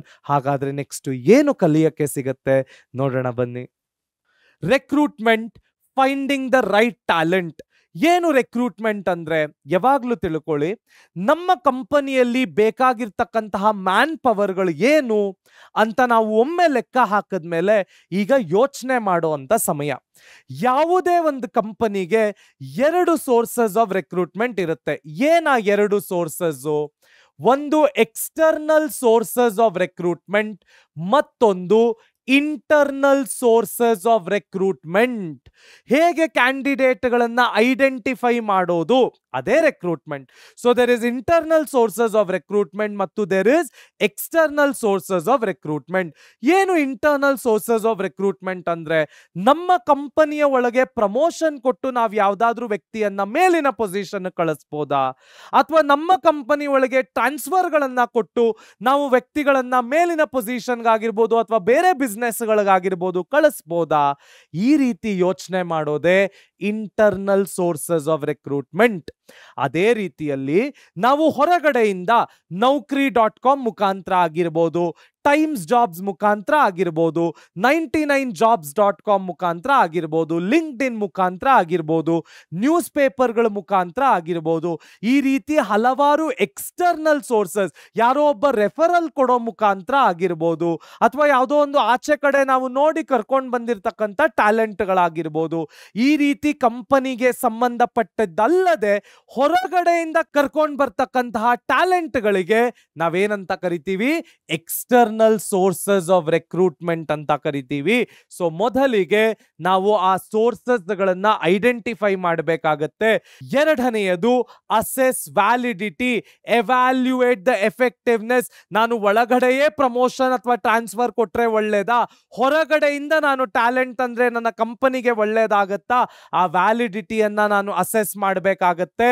ಆ ಸೋರ್ಸಸ್ಗಳು ಈಗ ವ್ಯಾಲಿಡಿಟಿಯನ್ನ ಅಸೆಸ್ ಮಾಡಿದ್ಮೇಲೆ ಇಂಟರ್ನಲ್ ಎಕ್ಸ್ಟರ್ನಲ್ ಅಂತ ಡಿಸೈಡ್ ಮಾಡಬೇಕಾಗತ್ತೆ. ಫೈನಲ್ ಆಗಿ ನಾನು ಅಪ್ಲಿಕೇಶನ್ಗಳನ್ನ ಇನ್ವೈಟ್ ಮಾಡಬೇಕಾಗತ್ತೆ.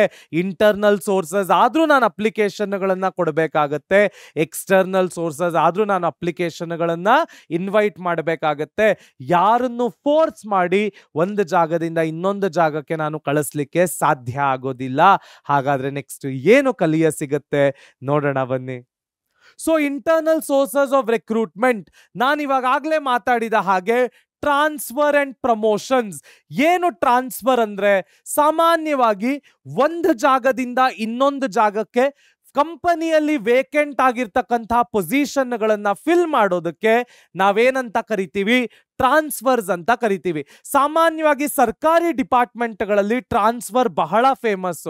ಒಂದು ಜಾಗದಿಂದ ಇನ್ನೊಂದು ಜಾಗಕ್ಕೆ ವ್ಯಕ್ತಿಗಳನ್ನ ಟ್ರಾನ್ಸ್ಫರ್ ಮಾಡ್ತಾನೆ ಇರ್ತಾರೆ. ಈಗ ಫಾರ್ ಎಕ್ಸಾಂಪಲ್ ಬೆಂಗಳೂರಿನ DC ಪೋಸ್ಟ್ ಖಾಲಿ ಆಗಿದೆ, ಬೆಳಗಾವಿಯಿಂದ ಬೆಂಗಳೂರಿಗೆ ಯಾರೋ ಒಬ್ಬ ಹೊಸ DC ಯನ್ನ ಟ್ರಾನ್ಸ್ಫರ್ ಮಾಡ್ತಾರೆ. ಸೊ ಎಕ್ಸ್ಟರ್ನಲ್ ಆಗಿ ಆ DC ಯನ್ನ ತರೋ ಬದಲು ನಮ್ಮ ಕಂಪನಿ ಒಳಗೆ ಅಂದ್ರೆ ನಮ್ಮ ಸರ್ಕಾರದೊಳಗೆ ಆಲ್ರೆಡಿ ಕೆಲಸ ಮಾಡ್ತಾ ಇರ್ತಕ್ಕಂಥ ವ್ಯಕ್ತಿಗಳನ್ನ ಒಂದು ಜಾಗದಿಂದ ಮತ್ತೊಂದು ಜಾಗಕ್ಕೆ ಪೋಸ್ಟಿಂಗ್ ಕೊಟ್ಟು ಅವರನ್ನ ಟ್ರಾನ್ಸ್ಫರ್ ಮಾಡುವಂತಹ ಪ್ರೊಸೀಜರಿಗೆ ನಾವೇನಂತೀವಿ? ಟ್ರಾನ್ಸ್ಫರ್ಗಳಂತೀವಿ. So it helps to fill vacancies with employees from over staff department. ಜಾಸ್ತಿ ಸ್ಟಾಫ್ಗಳಿರ್ತಕ್ಕಂತಹ ಡಿಪಾರ್ಟ್ಮೆಂಟ್ಗಳಿಂದ ಒಂದಷ್ಟು ಜನರನ್ನ ತೆಗೆದು ಬೇರೆ ಬೇರೆ ಕಡೆ ಟ್ರಾನ್ಸ್ಫರ್ಗಳನ್ನ ಮಾಡಬಹುದು. It is useful for training employees in different jobs. ನೀವು ಇದನ್ನ ಸಾಮಾನ್ಯವಾಗಿ ಬ್ಯಾಂಕ್ಗಳಲ್ಲಿ ಅಬ್ಸರ್ವ್ ಮಾಡಬಹುದು. ಒಂದು ದಿನ ಒಬ್ಬ ಕ್ಯಾಶಿಯರ್ ಆಗಿರ್ತಾನೆ, ಮಾರನೇ ದಿನ ಅದೇ ವ್ಯಕ್ತಿ ಲೋನ್ಸ್ ಅಲ್ಲಿ ಕೂತಿರ್ತಾನೆ, ಮತ್ತೊಮ್ಮೆ ನೋಡಿದ್ರೆ ಅದೇ ವ್ಯಕ್ತಿ ನಿಮಗೆ ಆಪರೇಷನ್ಸ್ ಅಲ್ಲಿ ಕೂತಿರ್ತಾನೆ, ಇನ್ನೊಂದು ದಿನ ನೋಡಿದ್ರೆ ಅದೇ ವ್ಯಕ್ತಿ ನಿಮಗೆ ಪಾಸ್ಬುಕ್ ಕಿಯಾಸ್ಕ್ ಅಲ್ಲಿ ಕೂತಿರ್ತಾನೆ. This is nothing but job rotation. So transfer ಅಲ್ಲಿ ಕೂಡ ಜಾಬ್ ರೊಟೇಷನ್ ಮಾಡ್ತಕ್ಕಂಥದ್ದು ಏನಾಗುತ್ತೆ? ಸುಲಭವಾಗುತ್ತೆ. Helps in avoiding termination and resolving individual problems. ಈ ಬ್ರಾಂಚ್ ಅಲ್ಲಿ ಯಾರ ಹತ್ರನೋ ಜಗಳ ಆಡ್ಕೊಂಡ್ಬಿಟ್ಟಿದ್ದಾನೆ, ಅವನನ್ನ ಬೇರೆ ಬ್ರಾಂಚ್ ಟ್ರಾನ್ಸ್ಫರ್ ಮಾಡೋದು, ಅವನನ್ನ ಕೆಲಸದಿಂದಲೇ ಕಿತ್ತಾಕೋ ಬದಲು ಟ್ರಾನ್ಸ್ಫರ್ ಮಾಡಿ ಅವನ ಕೆಲಸವನ್ನು ಉಳಿಸ್ದಂಗಾಯ್ತು, ಕಾನ್ಫ್ಲಿಕ್ಟ್ ಅನ್ನು ಕೂಡ ಸಾಲ್ವ್ ಮಾಡ್ದಂಗಾಯ್ತು. Next promotions. ಪ್ರಮೋಷನ್ಸ್ ಅಂದ್ರೆ ಏನರ್ಥ? ಸಾಮಾನ್ಯವಾಗಿ ಟ್ರಾನ್ಸ್ಫರ್ ಅಂದ್ರೆ ಅದೇ ಪೊಸಿಷನ್ಗೆ ಒಂದರಿಂದ ಇನ್ನೊಂದು ಜಾಗಕ್ಕೆ ಪೋಸ್ಟಿಂಗ್ ಕೊಡೋದು. ಅದೇ ಪ್ರಮೋಷನ್ ಅಂದ್ರೆ ಒಬ್ಬ ಕೆಳ ಪೊಸಿಷನ್ ಅಲ್ಲಿ ಇರ್ತಕ್ಕಂಥ ವ್ಯಕ್ತಿಗೆ ಒಂದು ಬೆಟರ್ ಪೊಸಿಷನ್ ಅನ್ನ ಕೊಟ್ಟು ಮೇಲ್ಛಾವಣಿಗೆ ಕಳಿಸ್ತಕ್ಕಂತಹ ಪ್ರೊಸೀಜರ್ ಅನ್ನ ನಾವೇನಂತೀವಿ? ಪ್ರಮೋಷನ್ ಅಂತೀವಿ. ಲೋವರ್ ಲೆವೆಲ್ ಮ್ಯಾನೇಜ್ಮೆಂಟ್ ಇಂದ ಮಿಡ್ ಲೆವೆಲ್ ಮ್ಯಾನೇಜ್ಮೆಂಟ್ ಹಾಕೋದು, ಮಿಡ್ ಲೆವೆಲ್ ಮ್ಯಾನೇಜ್ಮೆಂಟ್ ಇಂದ ಟಾಪ್ ಲೆವೆಲ್ ಮ್ಯಾನೇಜ್ಮೆಂಟ್ ಹಾಕೋದು, CEO ಆಗಿದ್ದವನ್ನ ಚೇರ್ಮನ್ ಮಾಡೋದು, ಚೇರ್ಮನ್ ಆಗಿದ್ದವನ್ನ ಮತ್ತಷ್ಟು ಬೆಟರ್ ಪೊಸಿಷನ್ಗೆ ಕರ್ಕೊಂಡು ಹೋಗೋದು, ಇವೆಲ್ಲವನ್ನು ನಾವೇನಂತ ಕರಿತೀವಿ? ಪ್ರಮೋಷನ್ ಅಂತ ಕರಿತೀವಿ. ಪ್ರಮೋಷನ್ ಕೊಟ್ಟಾಗ ಮೋಟಿವೇಶನ್ ಮತ್ತು ಲಾಯಲ್ಟಿ ಜಾಸ್ತಿ ಆಗುತ್ತೆ. ಆ ನೌಕರ ನಮ್ಮ ಮೇಲೆ ಸದಾ ನಂಬಿಕೆಯನ್ನು ಇಟ್ಕೊಂಡು ಕೆಲಸವನ್ನ ಮಾಡ್ತಾನೆ. It creates a shine of promotions at lower levels. ಯಾವಾಗ ನಾವು ಲೋವರ್ ಇಂದ ಹೈಯರ್ ಲೆವೆಲ್ಗೆ ಪ್ರಮೋಟ್ ಮಾಡ್ತೀವಿ ಅಂತ ಗೊತ್ತಾಯ್ತು, ಎಲ್ಲ ವ್ಯಕ್ತಿಗಳು ಪ್ರೊಡಕ್ಟಿವಿಟಿ ಜಾಸ್ತಿ ಮಾಡ್ತಾರೆ, ಒಂದಷ್ಟು ಜನ ಗುಂಪಾಗಿ ಪ್ರಮೋಷನ್ಗಳನ್ನ ತಗೊಳ್ತಾರೆ. Next, it has a significant psychological impact. ಎಲ್ಲ ವ್ಯಕ್ತಿಗಳ ಮೊರಾಲ್ ಜಾಸ್ತಿ ಆಗುತ್ತೆ, ಮೋಟಿವೇಶನ್ ಜಾಸ್ತಿ ಆಗುತ್ತೆ.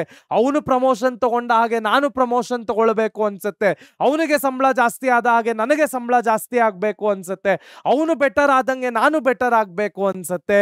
It will create a positive impact throughout the organisation. ಹಾಗಾದ್ರೆ ನೆಕ್ಸ್ಟ್ ಏನು ಕಲಿಯಕ್ಕೆ ಸಿಗತ್ತೆ ನೋಡೋಣ ಬನ್ನಿ. Merits and limitations of internal recruitment ಅಥವಾ ಇಂಟರ್ನಲ್ ಸೋರ್ಸಸ್. ಮೊದಲನೆಯ advantage, it motivates employees. So ನಾನು ಪ್ರಮೋಷನ್ಗಳನ್ನ ಕೊಟ್ಟಾಗ, ಟ್ರಾನ್ಸ್ಫರ್ಗಳನ್ನ ಸುಲಭವಾಗಿ ಕೊಟ್ಟಾಗ ಎಂಪ್ಲಾಯೀಸ್ಗಳ ಮೊರಾಲ್, ಮೋಟಿವೇಶನ್ ಏನಾಗುತ್ತೆ, ಜಾಸ್ತಿ ಆಗುತ್ತೆ. It simplifies the selection procedure. ನಾನು ಯಾವುದೋ ಗೊತ್ತಿಲ್ಲದೆ ಇರೋ ವ್ಯಕ್ತಿಯನ್ನ ಒಳಗೆ ಕರ್ಕೊಂಡು ಬರೋದು, ಅವನಿಗೆ ಟೆಸ್ಟ್ ಮಾಡು, ಅವನನ್ನ ಕಂಡಿಡಿ, ಅವನ ಸೋರ್ಸಸ್ಗಳು ಏನಿದೆ ಅವನಿಗೆ ರೆಫರಲ್ ತಗೋ, ಅವನಿಗೆ ಒಂದಷ್ಟು ಬ್ಯಾಕ್ ಗ್ರೌಂಡ್ ಚೆಕಿಂಗ್ ಮಾಡು, ಇವೆಲ್ಲ ಪ್ರೊಸೀಜರ್ಗಳು ನಿಲ್ಲುತ್ತವೆ. ಸುಲಭವಾಗಿ ನಾವು ರಿಕ್ರೂಟ್ಮೆಂಟ್ ಅಥವಾ ಸೆಲೆಕ್ಷನ್ಗಳನ್ನ ಅಥವಾ ಒಂದು ಪೋಸ್ಟ್ ಇಂದ ಇನ್ನೊಂದು ಪೋಸ್ಟ್ಗೆ ಯಾರು ಬೇಕಾಗಿದ್ದಾರೆ ಅವರನ್ನ ಐಡೆಂಟಿಫೈ ಮಾಡಬಹುದು. ಮುಂದಿನ ಅಡ್ವಾಂಟೇಜ್ ಏನು, it serves as a training tool for higher jobs. It helps to shift workflow from surplus to shortage. ಎಲ್ಲೆಲ್ಲಿ ಜಾಸ್ತಿ ಕೆಲಸಗಾರರಿದ್ದಾರೆ, ಎಲ್ಲೆಲ್ಲಿ ಕಡಿಮೆ ಕೆಲಸಗಾರರಿದ್ದಾರೆ, ಅದನ್ನ ಬ್ಯಾಲೆನ್ಸ್ ಮಾಡಲಿಕ್ಕೆ ಇಂಟರ್ನಲ್ ಪ್ರಮೋಷನ್ ಅಥವಾ ಇಂಟರ್ನಲ್ ಟ್ರಾನ್ಸ್ಫರ್ ಏನಾಗುತ್ತೆ, ಸುಲಭವಾಗುತ್ತೆ. Next, it is more economical than external recruitment. External ಇಂದ ನಾನು ಕ್ಯಾಂಡಿಡೇಟ್ಸ್ ಅನ್ನ ತಂದಾಗ ಅವರ ಎಕ್ಸಿಸ್ಟಿಂಗ್ ಸ್ಯಾಲರಿಗೆ 30% ಜಾಸ್ತಿ ಕೊಡಬೇಕಾಗತ್ತೆ, ಅವರು ಕೇಳತಕ್ಕಂತಹ ಬೆನಿಫಿಟ್ಸ್ ಗಳನ್ನೆಲ್ಲ ಒದಗಿಸಬೇಕಾಗತ್ತೆ. ಆದ್ರೆ ನಮ್ಮ ಕಂಪನಿಯಲ್ಲೇ ಕೆಲಸ ಮಾಡತಕ್ಕಂತಹ ವ್ಯಕ್ತಿಗಳಿದ್ರೆ ಅವರು ಏನ್ ಕೇಳ್ತಾ ಇದ್ದಾರೆ ಅದರ ಪ್ರಕಾರ ಅಥವಾ ನಮ್ಮ ಕಂಪನಿಯ ಪಾಲಿಸಿ ಏನಿದೆ ಅದರ ಪ್ರಕಾರ ನಾವು ಫಾಲೋ ಮಾಡಿಕೊಂಡು ಆ ವ್ಯಕ್ತಿಗಳಿಗೆ ಬೆನಿಫಿಟ್ಸ್ ಅನ್ನ ಕೊಡಬಹುದು, ಕಂಪನಿ ಕೂಡ ಕಾಸ್ಟ್ ಅನ್ನ ಉಳಿಸಬಹುದು. ಹಾಗಾದ್ರೆ ಲಿಮಿಟೇಷನ್ಸ್ ಏನು? ಮೊದಲನೆಯದು, it reduces scope for fresh talent. ನಮ್ಮ ಕಂಪನಿ ಒಳಗಿರ್ತಕ್ಕಂಥ ವ್ಯಕ್ತಿಗಳನ್ನೇ ನಾನು ರೊಟೇಟ್ ಮಾಡ್ತಾ ಇದ್ರೆ ಫ್ರೆಶ್ ಟ್ಯಾಲೆಂಟ್ ಕಂಪನಿಯ ಒಳಗೆ ಬರೋದು ಹೇಗೆ, ಫ್ರೆಶ್ ಟ್ಯಾಲೆಂಟ್ಗಳಿಗೆ ಅವಕಾಶ ಮಾಡಿಕೊಡೋದು ಹೇಗೆ? So that becomes a limitation. Next, it may lead to employee lethargy if the promotions are time bound. So ಒಂದಷ್ಟು ಕಾಲಘಟ್ಟಕ್ಕಷ್ಟೇನೆ ನಾನು ಪ್ರಮೋಷನ್ ಕೊಡೋದು ಅಂತ ಅವರಿಗೆ ಗೊತ್ತಾಗೋದ್ರೆ ಅವರು ಲಥಾರ್ಜಿಕ್ ಆಗೋಗ್ತಾರೆ, ಸೋಂಬೇರಿಗಳಾಗೋಗ್ತಾರೆ, ಕೆಲಸ ಮಾಡಲಿಕ್ಕೆ ಇಷ್ಟಪಡೋದಿಲ್ಲ. It is not suitable for new enterprises. ಹೊಸ ಕಂಪನಿಗಳಿಗೆ ಫ್ರೆಶ್ ಟ್ಯಾಲೆಂಟ್ ಬೇಕು. ನಮ್ಮ ಹತ್ರ ಇರ್ತಕ್ಕಂತಹ ವ್ಯಕ್ತಿಗಳನ್ನೇ ನಾವು ಪ್ರಮೋಷನ್ ಟ್ರಾನ್ಸ್ಫರ್ಗಳು ಕೊಡ್ತಾ ಇದ್ರೆ ಅದಕ್ಕೆ ಯಾವ ಅರ್ಥವೂ ಇಲ್ಲ. ಫ್ರೆಶ್ ಟ್ಯಾಲೆಂಟ್ ಒಳಗೆ ಬರಲಿಕ್ಕೆ ಜಾಗವೇ ಆಗೋದಿಲ್ಲ. ಆಗ ಕಂಪನಿಯ ಪ್ರೊಡಕ್ಟಿವಿಟಿ ಕೂಡ ಕೆಳಗಿಳಿತಾ ಬರುತ್ತೆ. It may hamper competitive spirit among the employees. ನಾವು ಹೊರಗಡೆಯಿಂದ ಜನಗಳನ್ನ ಕರ್ಕೊಂಡು ಬಂದಾಗ ಅವರ ಜೊತೆ ಕಾಂಪೀಟ್ ಮಾಡಬೇಕು ಅನ್ನೋ ಉದ್ದೇಶ ನನಗಿರುತ್ತೆ. ಅವರ ಜೊತೆ ನಾನು ಕಾಂಪೀಟ್ ಮಾಡಕ್ಕೆ ನಿಂತ್ಕೊಂಡಾಗ ನನ್ನ ಪ್ರೊಡಕ್ಟಿವಿಟಿಯು ಜಾಸ್ತಿ ಆಗುತ್ತೆ. ಒಳಗಿರೋರ್ನೇ ನಾನು ಪ್ರಮೋಷನ್ ಟ್ರಾನ್ಸ್ಫರ್ಗಳು ಕೊಟ್ರೆ ಅವನು ಹೇಗೆ ಅಂತ ನನಗೆ ಗೊತ್ತು, ನಾನು ಹೇಗೆ ಅಂತ ಅವನಿಗೆ ಗೊತ್ತು. ನಮ್ಮಲ್ಲೇ ಮ್ಯೂಚುವಲ್ ಅಂಡರ್ಸ್ಟ್ಯಾಂಡಿಂಗ್ ಮಾಡಿಕೊಂಡು ಕಾಂಪಿಟೇಟಿವ್ ಸ್ಪಿರಿಟ್ ಅನ್ನ ಬೆಳೆಸ್ಕೊಳ್ಳೋದೇ ಇಲ್ಲ. Next, frequent transfers may reduce productivity. This is very good in case of government. ಹಲವಾರು ಬಾರಿ ಏನಾಗುತ್ತೆ, ಒಬ್ಬ ವ್ಯಕ್ತಿ ಅತ್ಯದ್ಭುತವಾಗಿ ಡಿಪಾರ್ಟ್ಮೆಂಟ್ ಅಲ್ಲಿ ಪರ್ಫಾರ್ಮ್ ಮಾಡ್ತಾ ಇರ್ತಾನೆ, ಆ ವ್ಯಕ್ತಿಯನ್ನ ಬೇರೆ ಡಿಪಾರ್ಟ್ಮೆಂಟ್ಗೆ ಹಾಕ್ಬಿಡ್ತಾರೆ ಅಥವಾ ಬೇರೆ ಡಿಸ್ಟ್ರಿಕ್ಟ್ಗಳಿಗೆ ಹಾಕ್ಬಿಡ್ತಾರೆ. ಆಗ ಆ ವ್ಯಕ್ತಿಯ ಪ್ರೊಡಕ್ಟಿವಿಟಿ, ಮೊರಾಲ್, ಮೋಟಿವೇಶನ್ ಎಲ್ಲವೂ ಕಡಿಮೆ ಆಗುತ್ತೆ. ಹಾಗಾದ್ರೆ ಎಕ್ಸ್ಟರ್ನಲ್ ಸೋರ್ಸಸ್ ಆಫ್ ರಿಕ್ರೂಟ್ಮೆಂಟ್ ಯಾವುದಿದೆ ನೋಡೋಣ ಬನ್ನಿ. Next, external sources of recruitment ಅಲ್ಲಿ ಮೊದಲನೆಯದು ಡೈರೆಕ್ಟ್ ರಿಕ್ರೂಟ್ಮೆಂಟ್. ಯಾವುದೇ ಒಂದು ಕಂಪನಿಯ ನೋಟಿಸ್ ಬೋರ್ಡ್ ಮೇಲೆ ಈ ರೀತಿ ವೇಕೆನ್ಸಿಗಳಿದೆ ಅಂತ ಡಿಸ್ಪ್ಲೇ ಮಾಡಿ ಸೆಮಿ ಸ್ಕಿಲ್ಡ್ ಅಥವಾ ಅನ್ಸ್ಕಿಲ್ಡ್ ವರ್ಕರ್ಗಳನ್ನ ತೆಗೆದುಕೊಳ್ತಕ್ಕಂಥ ಪ್ರೊಸೀಜರಿಗೆ ನಾವೇನಂತೀವಿ, ಡೈರೆಕ್ಟ್ ರಿಕ್ರೂಟ್ಮೆಂಟ್. ಸೊ ಯಾವ ಪೇಪರ್ ಆಡ್ಗಳು ಇಲ್ಲ, ಯಾವ ನ್ಯೂಸ್ ಏಜೆನ್ಸಿಗಳು ಇಲ್ಲ, ಲಿಂಕ್ಡ್ ಇನ್ ಅಥವಾ Naukri.com ಈ ತರ ಫ್ಯಾಷನಬಲ್ ವೆಬ್ಸೈಟ್ಗಳಿಲ್ಲ. ಸುಮ್ಮನೆ ಒಂದು ನೋಟಿಸ್ ಬೋರ್ಡ್ ಮೇಲೆ ಡಿಸ್ಪ್ಲೇ ಮಾಡಿ ಅವರು ನಮ್ಮನ್ನ ಬಂದು ಕಾಂಟ್ಯಾಕ್ಟ್ ಮಾಡಿ ರೆಕ್ರೂಟ್ ಮಾಡ್ಕೊಳ್ತಕ್ಕಂಥ ಪ್ರೊಸೀಜರಿಗೆ ನಾವೇನಂತೀವಿ, ಡೈರೆಕ್ಟ್ ರೆಕ್ರೂಟ್ಮೆಂಟ್ ಅಂತೀವಿ. ಅಡ್ವರ್ಟೈಸ್ಮೆಂಟ್ ಹೆಸರೇ ಹೇಳ್ತಾ ಇದೆ, ಅಡ್ವರ್ಟೈಸ್ಮೆಂಟ್. ನ್ಯೂಸ್ ಪೇಪರ್ಗಳಲ್ಲಿ ಅಡ್ವರ್ಟೈಸ್ಮೆಂಟ್ ಕೊಡ್ತಕ್ಕಂಥದ್ದು, ವೆಬ್ಸೈಟ್ಗಳಲ್ಲಿ ಅಡ್ವರ್ಟೈಸ್ಮೆಂಟ್ ಅನ್ನ ಪಬ್ಲಿಷ್ ಮಾಡ್ತಕ್ಕಂಥದ್ದು, ಅಥವಾ ಬೇರೆ ಯಾವುದೇ ಸೋರ್ಸಸ್ಗಳಿಗೆ ಆಡ್ಗಳನ್ನ ಕೊಟ್ಟು ಜನರನ್ನ ಇನ್ವೈಟ್ ಮಾಡಿ ಕೆಲಸಕ್ಕೆ ಕರ್ಕೊಳ್ತಕ್ಕಂಥದ್ದಕ್ಕೆ ನಾವೇನಂತೀವಿ, ಅಡ್ವರ್ಟೈಸ್ಮೆಂಟ್ ಅಂತೀವಿ. Next campus recruitment. ಕಾಲೇಜ್ಗಳಿಗೆ ಹೋಗಿ ಕಾಲೇಜ್ ಮಕ್ಕಳುಗಳು ಯಾರು ಫೈನಲ್ ಇಯರ್ ಅಲ್ಲಿ ಇದ್ದಾರೆ ಅವರು ಪರ್ಫಾರ್ಮೆನ್ಸ್ ಚೆನ್ನಾಗಿದ್ದು ಅಕಾಡೆಮಿಕ್ಸ್ ಚೆನ್ನಾಗಿದ್ರೆ ಅವರಿಗೊಂದಿಷ್ಟು ಟೆಸ್ಟಿಂಗ್ ಅನ್ನ ಮಾಡಿ ಅವರಿಗೆ ಕ್ಯಾಂಪಸ್ ಅಲ್ಲಿ ಪ್ಲೇಸ್ಮೆಂಟ್ ಗಳನ್ನ ಕೊಟ್ಟು ಕೆಲಸಕ್ಕೆ ಒಳಗೆ ಕರ್ಕೊಳ್ಳೋದನ್ನ ನಾವೇನಂತೀವಿ, ಕ್ಯಾಂಪಸ್ ಪ್ಲೇಸ್ಮೆಂಟ್ ಅಂತೀವಿ. Next web publishing. ಇವತ್ತಿನ ಕಾಲಕ್ಕೆ ಲಿಂಕ್ಡ್ಇನ್ ಆಗಿರ್ಬೋದು, Naukri.com ಆಗಿರ್ಬೋದು, 99 ಜಾಬ್ಸ್ ಆಗಿರ್ಬೋದು, ಟೈಮ್ಸ್ ಜಾಬ್ಸ್ ಆಗಿರ್ಬೋದು, ಹೀಗೆ ಹಲವಾರು ವೆಬ್ಸೈಟ್ಗಳು ಕೆಲಸಕ್ಕೆ ಅಂತವೇ ಮೀಸಲಾಗಿವೆ. ಅಂತಹ ವೆಬ್ಸೈಟ್ಗಳಲ್ಲಿ ಆಡ್ಗಳನ್ನ ಪಬ್ಲಿಷ್ ಮಾಡಿ ಕೆಲಸಕ್ಕೆ ಒಳಗೆ ಕರ್ಕೊಳ್ಳೋದನ್ನ ನಾವೇನಂತೀವಿ, ವೆಬ್ ಪಬ್ಲಿಷಿಂಗ್ ಅಂತೀವಿ. ಹಾಗಾದ್ರೆ ನೆಕ್ಸ್ಟ್ ಏನು ಕಲಿಯ ಸಿಗತ್ತೆ ನೋಡೋಣ ಬನ್ನಿ. More external recruitment sources, employment exchange. ಇವತ್ತಿನ ಕಾಲಘಟ್ಟಕ್ಕೆ ಎಂಪ್ಲಾಯ್ಮೆಂಟ್ ಎಕ್ಸ್ಚೇಂಜ್ ಅನ್ನೋದ್ರ ರೋಲು ಬಹಳ ಕಡಿಮೆ ಆಗಿದೆ. ಹಳೆ ಕಾಲಗಳಲ್ಲಿ ಎಂಪ್ಲಾಯ್ಮೆಂಟ್ ಎಕ್ಸ್ಚೇಂಜ್ ಅಲ್ಲಿ ಒಂದು 18 ವರ್ಷ ಆಗಿದ ತಕ್ಷಣ ನಿಮ್ಮನ್ನ ನೀವೇ ಹೋಗಿ ಸೆಕೆಂಡ್ PUC ಮುಗ್ದಿದೆ ಸರ್ ಅಂತ ಒಂದು ರಿಜಿಸ್ಟರ್ ಮಾಡಿ ಕಾರ್ಡ್ ಇಸ್ಕೊಂಡು ಬರೋದು, ಡಿಗ್ರಿ ಮುಗ್ದಿದ್ರೆ ಅಪ್ಡೇಟ್ ಮಾಡಿಸಿ ಒಂದು ಕಾರ್ಡ್ ಇಸ್ಕೊಳ್ಳೋದು, ಈ ತರ ಎಲ್ಲ ಇದ್ದಾಗ ಹಲವಾರು ಗೌರ್ಮೆಂಟ್ ಕೆಲಸಗಳ ಅಪಾಯಿಂಟ್ಮೆಂಟ್ ಆರ್ಡರ್ಗಳನ್ನ ಮನೆಗೆ ಕಳಿಸ್ಕೊಡೋರು. ಇವತ್ತಿನ ಕಾಲಘಟ್ಟಕ್ಕೆ ಗೌರ್ಮೆಂಟ್ ಕೆಲಸಗಳಾಗಿರ್ಬೋದು ಅಥವಾ ಪ್ರೈವೇಟ್ ಕೆಲಸಗಳಾಗಿರ್ಬೋದು ಬಹಳ ಬಹಳ ಡಿಮಾಂಡ್ ಇರೋ ಕಾರಣ ಎಂಪ್ಲಾಯ್ಮೆಂಟ್ ಎಕ್ಸ್ಚೇಂಜ್ಗಳು ಬರೀ ನೋಟಿಸ್ಗಳನ್ನ ಕಳಿಸತ್ವೆ. ಈ ರೀತಿ ಕೆಲಸಗಳಿವೆ, ಇದಕ್ಕೆ ನೀವು ಅಪ್ಲೈ ಮಾಡಿ ಅಂತ ಒಂದು ಇನ್ಸ್ಟ್ರಕ್ಷನ್ ನೋಟಿಸ್ ಕಳಿಸ್ತಾರೆ ಹೊರತು ಅವರು ಕೆಲಸಗಳಿಗೆ ಅಪಾಯಿಂಟ್ಮೆಂಟ್ ಆರ್ಡರ್ಗಳು ಮುಂಚಿನ ಕಾಲದ ತರ ಕಳಿಸ್ತಾ ಇಲ್ಲ. ಇವತ್ತಿನ ಕಾಲಘಟ್ಟಕ್ಕೆ ಎಂಪ್ಲಾಯ್ಮೆಂಟ್ ಎಕ್ಸ್ಚೇಂಜ್ಗಳ ರೋಲ್ ಒಂದು ಚೂರು ಕಡಿಮೆ ಆಗಿದೆ ಅಂದ್ರೆ ಅದು ತಪ್ಪಾಗೋದಿಲ್ಲ ಮಕ್ಕಳೇ. ನೆಕ್ಸ್ಟ್ ಪ್ಲೇಸ್ಮೆಂಟ್ ಏಜೆನ್ಸಿಗಳು. ಕ್ಯಾಂಪಸ್ ಪ್ಲೇಸ್ಮೆಂಟ್ಗೆ ಹೇಗೆ ಕಂಪನಿಗಳೇ ಬಂದು ರೆಕ್ರೂಟ್ಮೆಂಟ್ ಮಾಡ್ಕೊಳ್ತಾರೆ ಅದೇ ರೀತಿಯಲ್ಲಿ ಹಲವಾರು ಪ್ಲೇಸ್ಮೆಂಟ್ ಏಜೆನ್ಸಿಗಳಿವೆ. ಅವರ ಕೆಲಸವೇ ಕಂಪನಿ ಮತ್ತು ಕ್ಯಾಂಡಿಡೇಟ್ಸ್ ನಡುವೆ ಏಜೆಂಟ್ಗಳಾಗಿ ಕೆಲಸ ಮಾಡೋದು. ಕೆಲಸಗಳು ಎಲ್ಲೆಲ್ಲಿ ಖಾಲಿ ಇವೆ ಅವೆಲ್ಲವನ್ನು ಒಂದು ಟ್ಯಾಬ್ಯುಲೇಟ್ ಮಾಡಿ ಎಂಪ್ಲಾಯೀಸ್ಗಳಿಗೆ ಎಂಪ್ಲಾಯರ್ಗಳನ್ನ ಹುಡುಕೊಳ್ಳೋದು, ಎಂಪ್ಲಾಯರ್ಗಳಿಗೆ ಎಂಪ್ಲಾಯೀಸ್ಗಳನ್ನ ಹುಡುಕೊಳ್ತಕ್ಕಂಥ ಕೆಲಸವನ್ನ ಈ ಪ್ಲೇಸ್ಮೆಂಟ್ ಏಜೆನ್ಸಿಗಳು ಮಾಡುತ್ತವೆ. Next employee recommendation. ಇದನ್ನ ನಾವು ರೆಫರಲ್ಸ್ ಅಂತ ಕೂಡ ಕರೀತೇವೆ. ಸೊ ಯಾವುದೇ ಎಂಪ್ಲಾಯಿಗಳು ಸದ್ಯಕ್ಕೆ ನಮ್ಮ ಆರ್ಗನೈಸೇಷನ್ ಅಲ್ಲಿ ಕೆಲಸ ಮಾಡ್ತಾ ಇದ್ದು ಅವರಿಗೆ ಗೊತ್ತಿರ್ತಕ್ಕಂತಹ ಸ್ಯೂಟಬಲ್ ವ್ಯಕ್ತಿಗಳನ್ನ ರೆಫರ್ ಮಾಡಿದಾಗ ನಾವೇನಂತೀವಿ, ಎಂಪ್ಲಾಯಿ ರೆಕಮೆಂಡೇಶನ್ಸ್ ಅಂತೀವಿ. Next casual collars. ಹೀಗೆ ಕ್ಯಾಶುವಲ್ ಆಗಿ ಕಾಲ್ಗಳನ್ನ ಮಾಡಿ ವ್ಯಕ್ತಿಗಳು ಸೂಟಬಲ್ ಆಗಿದ್ರೆ ಅವರನ್ನ ಅಪ್ರೋಚ್ ಮಾಡಿ ಆ ಕೆಲಸಗಳಿಗೆ ರೆಕ್ರೂಟ್ ಮಾಡ್ಕೊಳ್ತಕ್ಕಂತಹ ಪ್ರೊಸೀಜರಿಗೆ ನಾವು ಕ್ಯಾಶುವಲ್ ಕಾಲರ್ಸ್ ಅಂತೀವಿ. ಸಾಮಾನ್ಯವಾಗಿ ಇಮೇಲ್ಗಳನ್ನ ಕಳಿಸೋದು ಅದಕ್ಕೆ ಕೋಲ್ಡ್ ಇಮೇಲ್ ಅಂತ ಕರಿತೀವಿ. ಫೋನ್ಗಳನ್ನ ಮಾಡ್ತಕ್ಕಂಥದ್ದು, ಅವರ ಡೇಟಾ ಬೇಸ್ ಅಲ್ಲಿ ಇನ್ಫಾರ್ಮೇಶನ್ ಗಳನ್ನ ಆಕ್ಸೆಸ್ ಮಾಡಿ ಅವರಿಗೆ ಫೋನ್, ಕೋಲ್ಡ್ ಇಮೇಲ್ಗಳನ್ನ ಕಳಿಸಿ ಅವರನ್ನ ರೆಕ್ರೂಟ್ಮೆಂಟ್ ಮಾಡ್ಕೊಳ್ಳೋದು, ಈ ಪ್ರೊಸೀಜರ್ಗಳಿಗೆ ನಾವೇನಂತೀವಿ, ಕ್ಯಾಶುವಲ್ ಕಾಲರ್ಸ್ ಅಂತೀವಿ. ಹಾಗಾದ್ರೆ ನೆಕ್ಸ್ಟ್ ಏನು ಕಲಿಯ ಸಿಗತ್ತೆ ನೋಡೋಣ ಬನ್ನಿ. Merits and limitations of external recruitment. ಮೊದಲನೆಯ ಅಡ್ವಾಂಟೇಜ್ ಏನು? It attracts qualified and trained personal. Good qualified ವ್ಯಕ್ತಿಗಳು, ಗುಡ್ ಟ್ರೈನ್ಡ್ ವ್ಯಕ್ತಿಗಳನ್ನ ನಾವು ನಮ್ಮ ಸಂಸ್ಥೆಯ ಒಳಗೆ ಕರ್ಕೊಳ್ಬಹುದು. ಟ್ಯಾಲೆಂಟ್ಗೆ ಬೆಲೆ ಕೊಟ್ಟ ಹಾಗೆ ಆಗುತ್ತೆ. It provides a wider choice. ನಮ್ಮ ಕಂಪನಿ ಒಳಗೆ ನಾವು ಕ್ಯಾಂಡಿಡೇಟ್ಗಳನ್ನ ಹುಡುಕಿದ್ರೆ ಲಿಮಿಟೆಡ್ ಆಗುತ್ತೆ. ಎಲ್ಲ ಕಡೆ ನಾವು ಆಡ್ಗಳನ್ನ ಕೊಟ್ಟು ಕ್ಯಾಂಡಿಡೇಟ್ಗಳನ್ನ ಹುಡುಕಿದಾಗ number of candidates for selection ಕೂಡ ಏನಾಗ್ತಾರೆ, ಜಾಸ್ತಿ ಆಗ್ತಾರೆ. It brings fresh talent and new perspective. ಹಳೇ ಗೋಡೆಗಳೇ ಕಂಪನಿಯಲ್ಲಿ ತುಂಬಿಕೊಂಡಿದ್ರೆ ಹಳೆ ಐಡಿಯಾಗಳೇ ಸರ್ಕ್ಯುಲೇಟ್ ಆಗುತ್ತವೆ. ಹೊಸ ಟ್ಯಾಲೆಂಟ್ ಅನ್ನ ಒಳಗೆ ಕರ್ಕೊಂಡು ಬಂದಾಗ ಅವರ ಹೊಸ ಹೊಸ ಐಡಿಯಾಗಳಾಗಿರ್ಬೋದು, ಅವರ ಫ್ರೆಶ್ ಥಾಟ್ ಪ್ರೋಸೆಸ್ಗಳಾಗಿರ್ಬೋದು ಕಂಪನಿಯ ಒಳಗೆ ಬರುತ್ತೆ.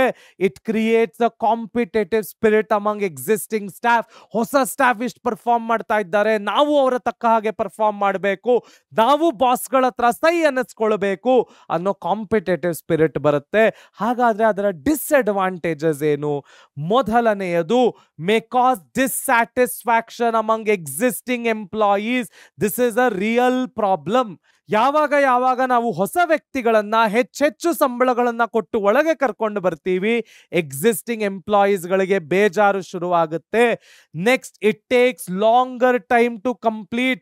ಅವನ ಹಳೆ ಕಂಪ್ನಿಯಲ್ಲಿ ನೋಟಿಸ್ ಪೀರಿಯಡ್ ಅನ್ನ ಕಂಪ್ಲೀಟ್ ಮಾಡಬೇಕು. ಹಳೆ ಕಂಪನಿಯ ಪ್ರೊಸೀಜರ್ಗಳು ಏನಿದೆ ಅವೆಲ್ಲವನ್ನು ಮುಗಿಸಿ ಹೊಸ ಕಂಪ್ನಿಗೆ ಬರೋಷ್ಟ್ರೊಳಗೆ ಟೈಮ್ ಗ್ಯಾಪ್ ಏನಾಗುತ್ತೆ? ಜಾಸ್ತಿ ಆಗುತ್ತೆ. It is more expensive.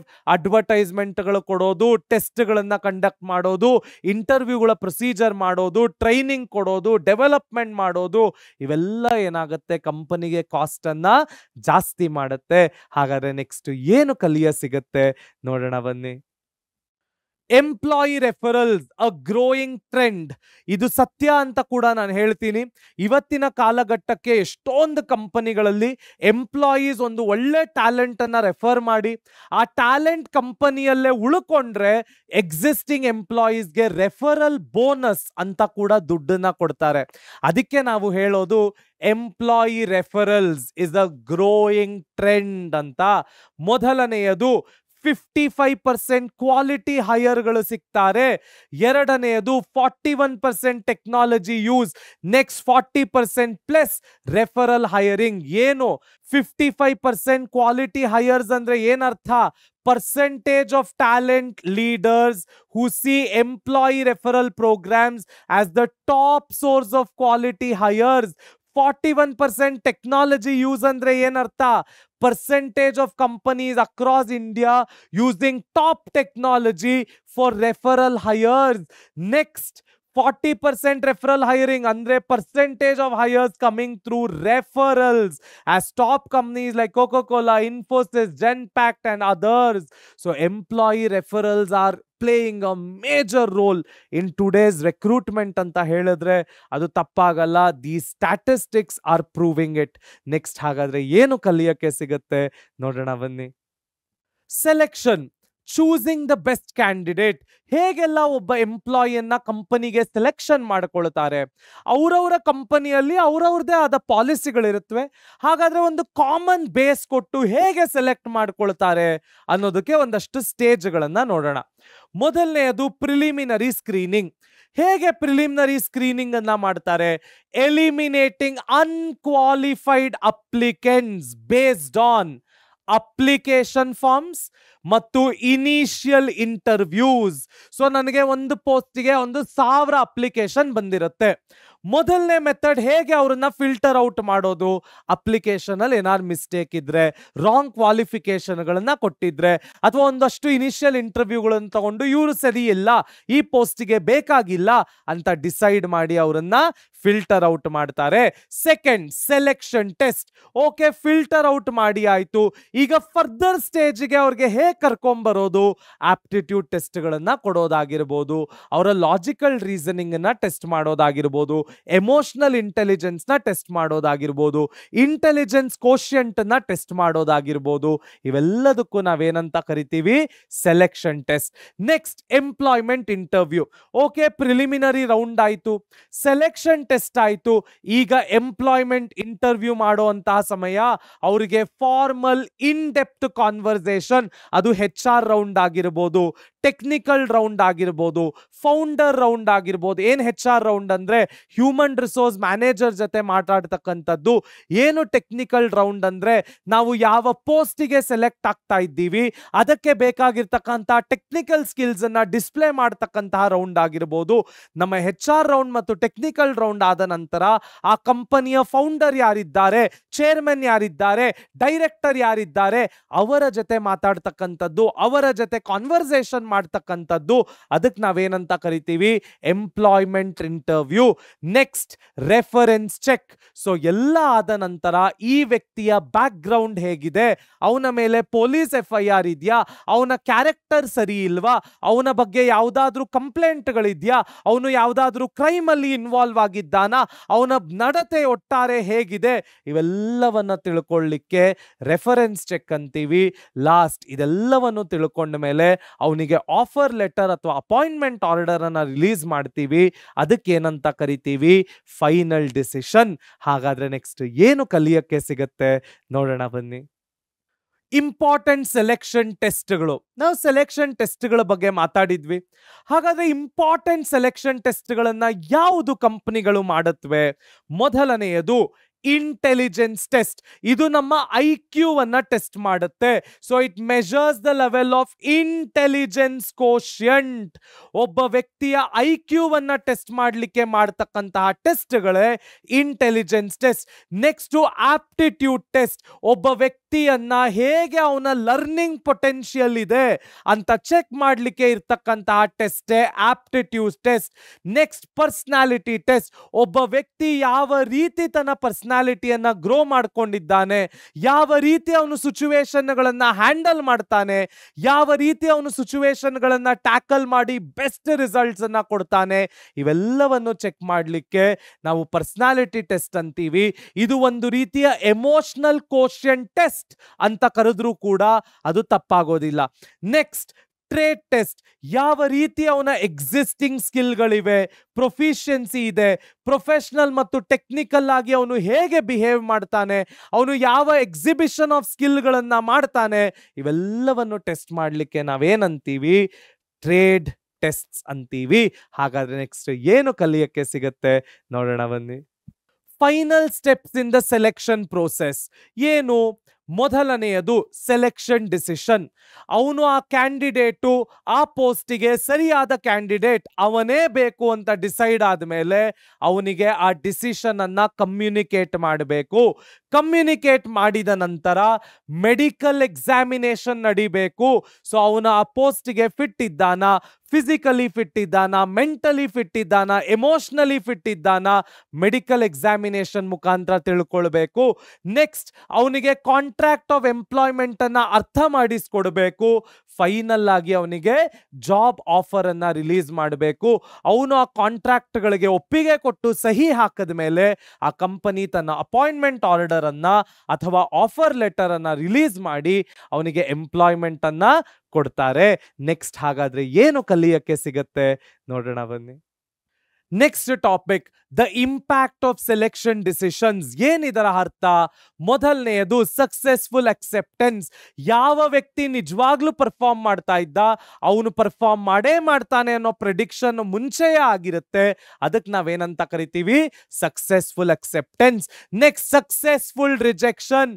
ಯಾವ ವ್ಯಕ್ತಿ ವಾಸ್ ಪ್ರೆಡಿಕ್ಟೆಡ್ ಟು ಫೇಲ್, ಅವನು ಪರ್ಫಾರ್ಮ್ ಮಾಡಲ್ಲ ಅಂತ ನಮಗೆ ಅನ್ಸಿತ್ತು, ಅವನು ಪರ್ಫಾರ್ಮ್ ಮಾಡೋದೇ ಇಲ್ಲ, ಅವ್ರಿಗೆ ನಾವೇನಂತೀವಿ, ಸಕ್ಸೆಸ್ಫುಲ್ ರಿಜೆಕ್ಷನ್.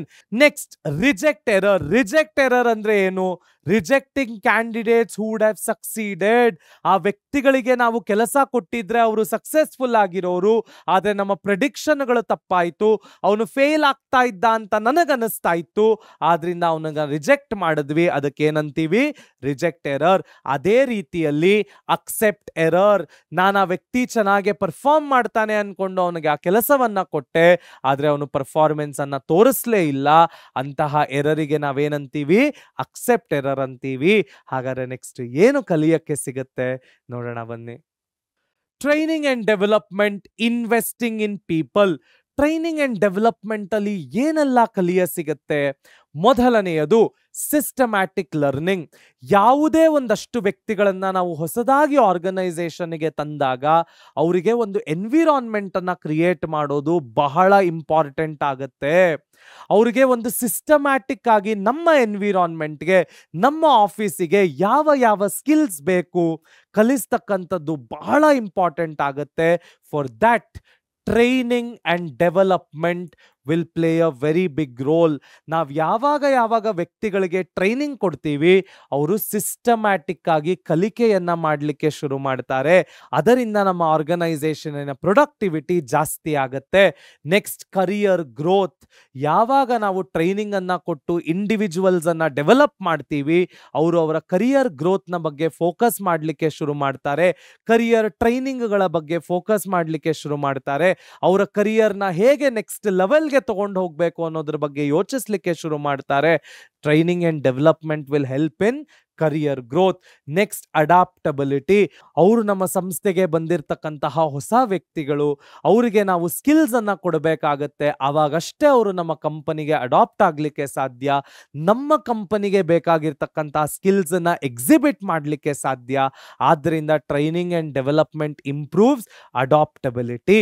ಹಾಗಾದ್ರೆ ನೆಕ್ಸ್ಟ್ ಏನು ಕಲಿಯ ಸಿಗುತ್ತೆ ನೋಡೋಣ ಬನ್ನಿ. ಮುಂದಿನದು training methods, on the job training ಮತ್ತು of the job training.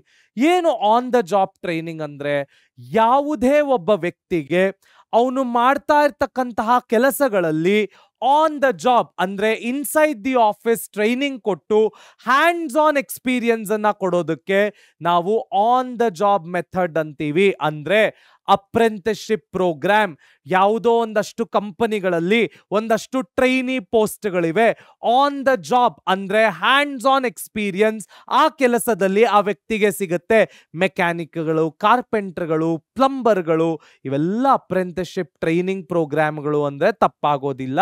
Next, coaching, superiors guiding and instructing the trainees.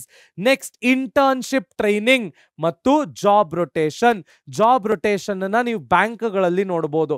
Cashier loans ಅಲ್ಲಿ ಕೂತಿರೋದು, ಲೋನ್ಸ್ ಡಿಸ್ಪರ್ಸಲ್ ಅಲ್ಲಿ ಕೂತಿರೋದು, ಡಿಸ್ಬರ್ಸಲ್ ಆಪರೇಷನ್ಸ್ ಅಲ್ಲಿ ಕೂತಿರೋದು, ಇವೆಲ್ಲವನ್ನು ನಾವೇನಂತೀವಿ? ಜಾಬ್ ರೊಟೇಷನ್ ಅಂತೀವಿ. ಆಫ್ ದ ಜಾಬ್ ಟ್ರೈನಿಂಗ್ ಅಂದ್ರೆ ಏನರ್ಥ?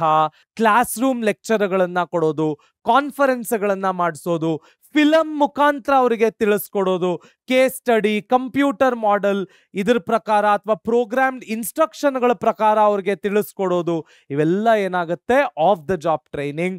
ಆಫ್ ದ ಜಾಬ್ ಟ್ರೈನಿಂಗ್ ಅಲ್ಲಿ ಒಂದು ಇಂಪಾರ್ಟೆಂಟ್ 2 ಮಾರ್ಕ್ ಕ್ವೆಶ್ಚನ್ ಅಂದ್ರೆ ಅದು ವೆಸ್ಟಿಬ್ಯೂಲ್ ಟ್ರೈನಿಂಗ್. ಏನು ವೆಸ್ಟಿಬ್ಯೂಲ್ ಟ್ರೈನಿಂಗ್ ಅಂದ್ರೆ, learning on equipment away from actual work floor. So ಯಾವುದೇ ಒಂದು ಎಕ್ವಿಪ್ಮೆಂಟ್ ಗಳ ಬಗ್ಗೆ ಆಕ್ಚುವಲ್ ವರ್ಕ್ ಮಾಡದೆ ಅದರ ಥಿಯೋರಿಟಿಕಲ್ ಆಸ್ಪೆಕ್ಟ್ಸ್ ಗಳನ್ನ ಕಲಿಯೋದರ ಬಗ್ಗೆ ನಾವೇನಂತೀವಿ? ವೆಸ್ಟಿಬ್ಯೂಲ್ ಟ್ರೈನಿಂಗ್ ಅಂತೀವಿ. ಹಲವಾರು ಟಾಪಿಕ್ಗಳನ್ನ ಕಲ್ತ್ವಿ, ಹೊಸ ಟರ್ಮಿನಾಲಜೀಸ್ಗಳನ್ನ ತಿಳ್ಕೊಂಡ್ವಿ. ಏನಾದ್ರೂ ಡೌಟ್ಗಳಿದ್ರೆ ಕಾಮೆಂಟ್ ಬಾಕ್ಸ್ ಅಲ್ಲಿ ಹಾಕೋದನ್ನ ಮರಿಬೇಡಿ. ಲೈಕ್, ಶೇರ್ ಅಂಡ್ ಸಬ್ಸ್ಕ್ರೈಬ್ ಮಾಡಿ. ಎಲ್ಲರೂ ಒಟ್ಟಿಗೆ ಕಲಿಯೋಣ, ನಲಿಯೋಣ, ಬೆಳೆಯೋಣ, ನವ ಕರ್ನಾಟಕದ ನಿರ್ಮಾಣ ಮಾಡೋಣ. ಧನ್ಯವಾದಗಳು.